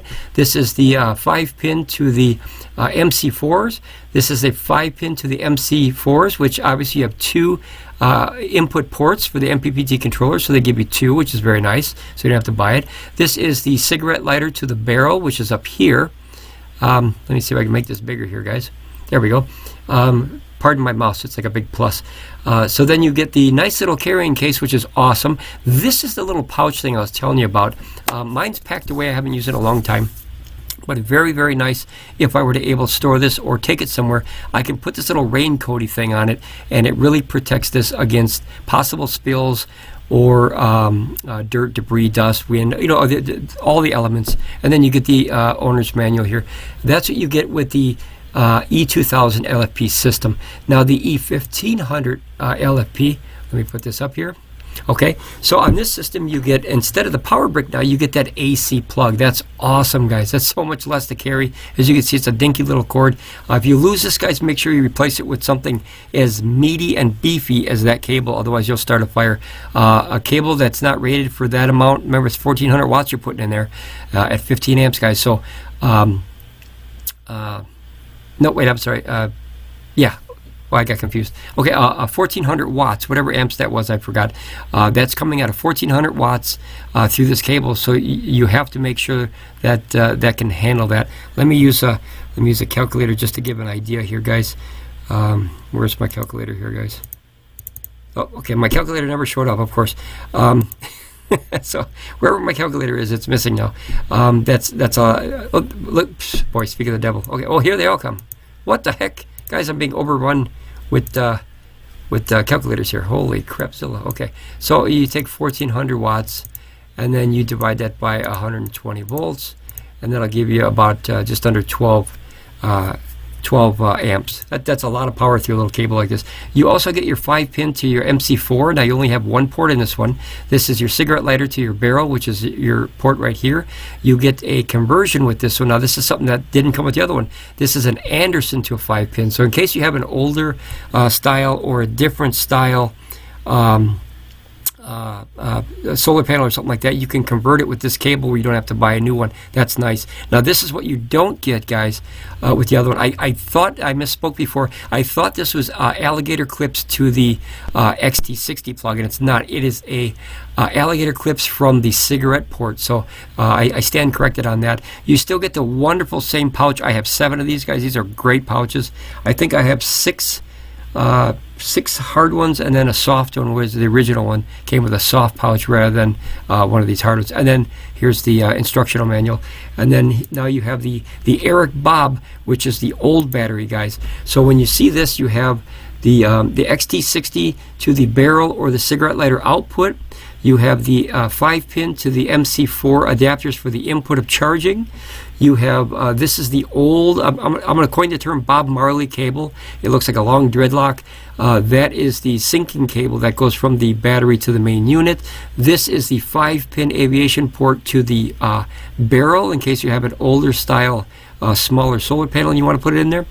This also has the same as the main system now of the E1500LFP, which is the 5-pin to the Anderson. That's a nice cable to have, guys, because a cable like that costs you 20 bucks. Some companies could charge you 30 bucks for that cable, so I think that's a lot.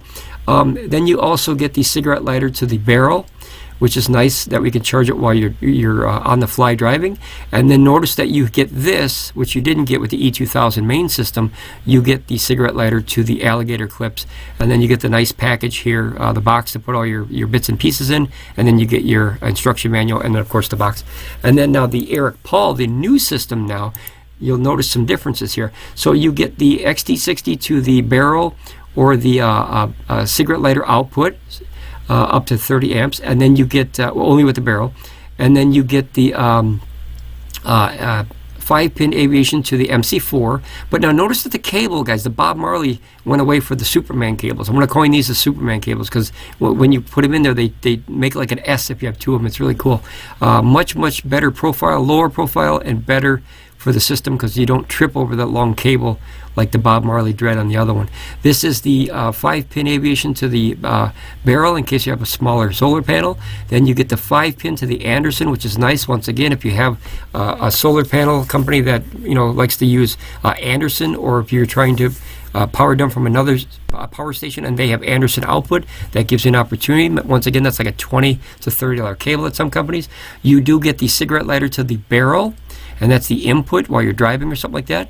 You do get the cigarette lighter to the alligator clips, and that way you can basically get out of a bad way, so you can put some energy in a battery and jump start your car. These aren't jump starter cables, these are charging cables, but definitely you can, if you let it sit on there long enough, you'll have enough power to start your car.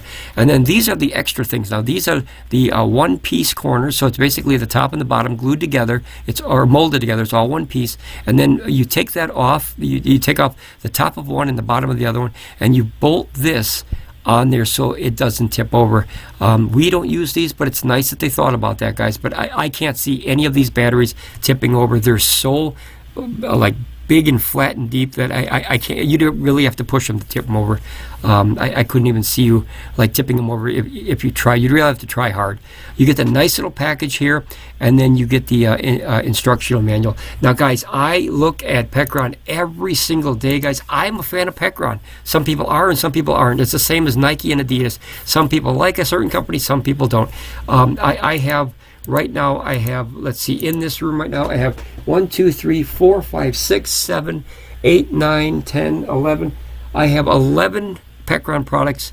One was given to, no, I'm sorry, 3 of them were given to us as a review, which is 2 solar panels and the E1500LFP. All the rest we purchased, guys, with our own money. And we like them. We really like them. We like their solar panels.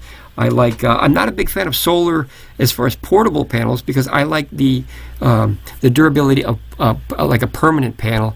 But the portable panels come in great if you have an emergency or something like that. So big plus for portable panels that way. But I check their websites all the time, guys, as you see here.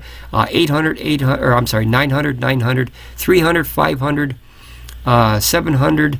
1100 and 1100. So all these prices are the same as the last time I checked, guys. So otherwise, I'd let you know that. But we like Pecron. We're a fan of Pecron. That's why we support Pecron. There's many companies on this channel that we like. We like VTOMAN. The power jumping situation of that thing is awesome. We like Bluetti very much. We're on their live stream all the time. We do enjoy Pecron. We do like I can never say it. It's Oukitel or Acoupeur. I call it Oukitel. I think it's Oukitel though. But I really like that company. I'd love to try their 5,000 watt-hour power station, the P500 or P5000. That's a monster heavy box where you'd have to carry that 120-pound box around, and it's got wheels built on. But the Pecrons, you can build them as a modular system, and I like that, guys, because the older I get, the less I want to pick up heavy stuff. All right, guys, I'm going to leave it at that. I think this is the ultimate video for the difference between the E1500LFP full system and the E2000LFP full system. We don't take opinions from folks that doesn't have the full system. We want to make sure that we tried it for ourselves before we made this video. As you guys know, we have both systems fully. We paid full money from us to Pecron for both systems. Out of our pocket, we bought both systems, and we like both of them. But if when it comes down to it, guys, if I were to choose again if I were to choose again, I think I would take the 1500 LFP over the 2000. And I know you guys are waiting to hear that opinion, even though I'm not a professional. I'm just a guy who's used the machine for a year, and then I got the new one, and I'm going, this one's better.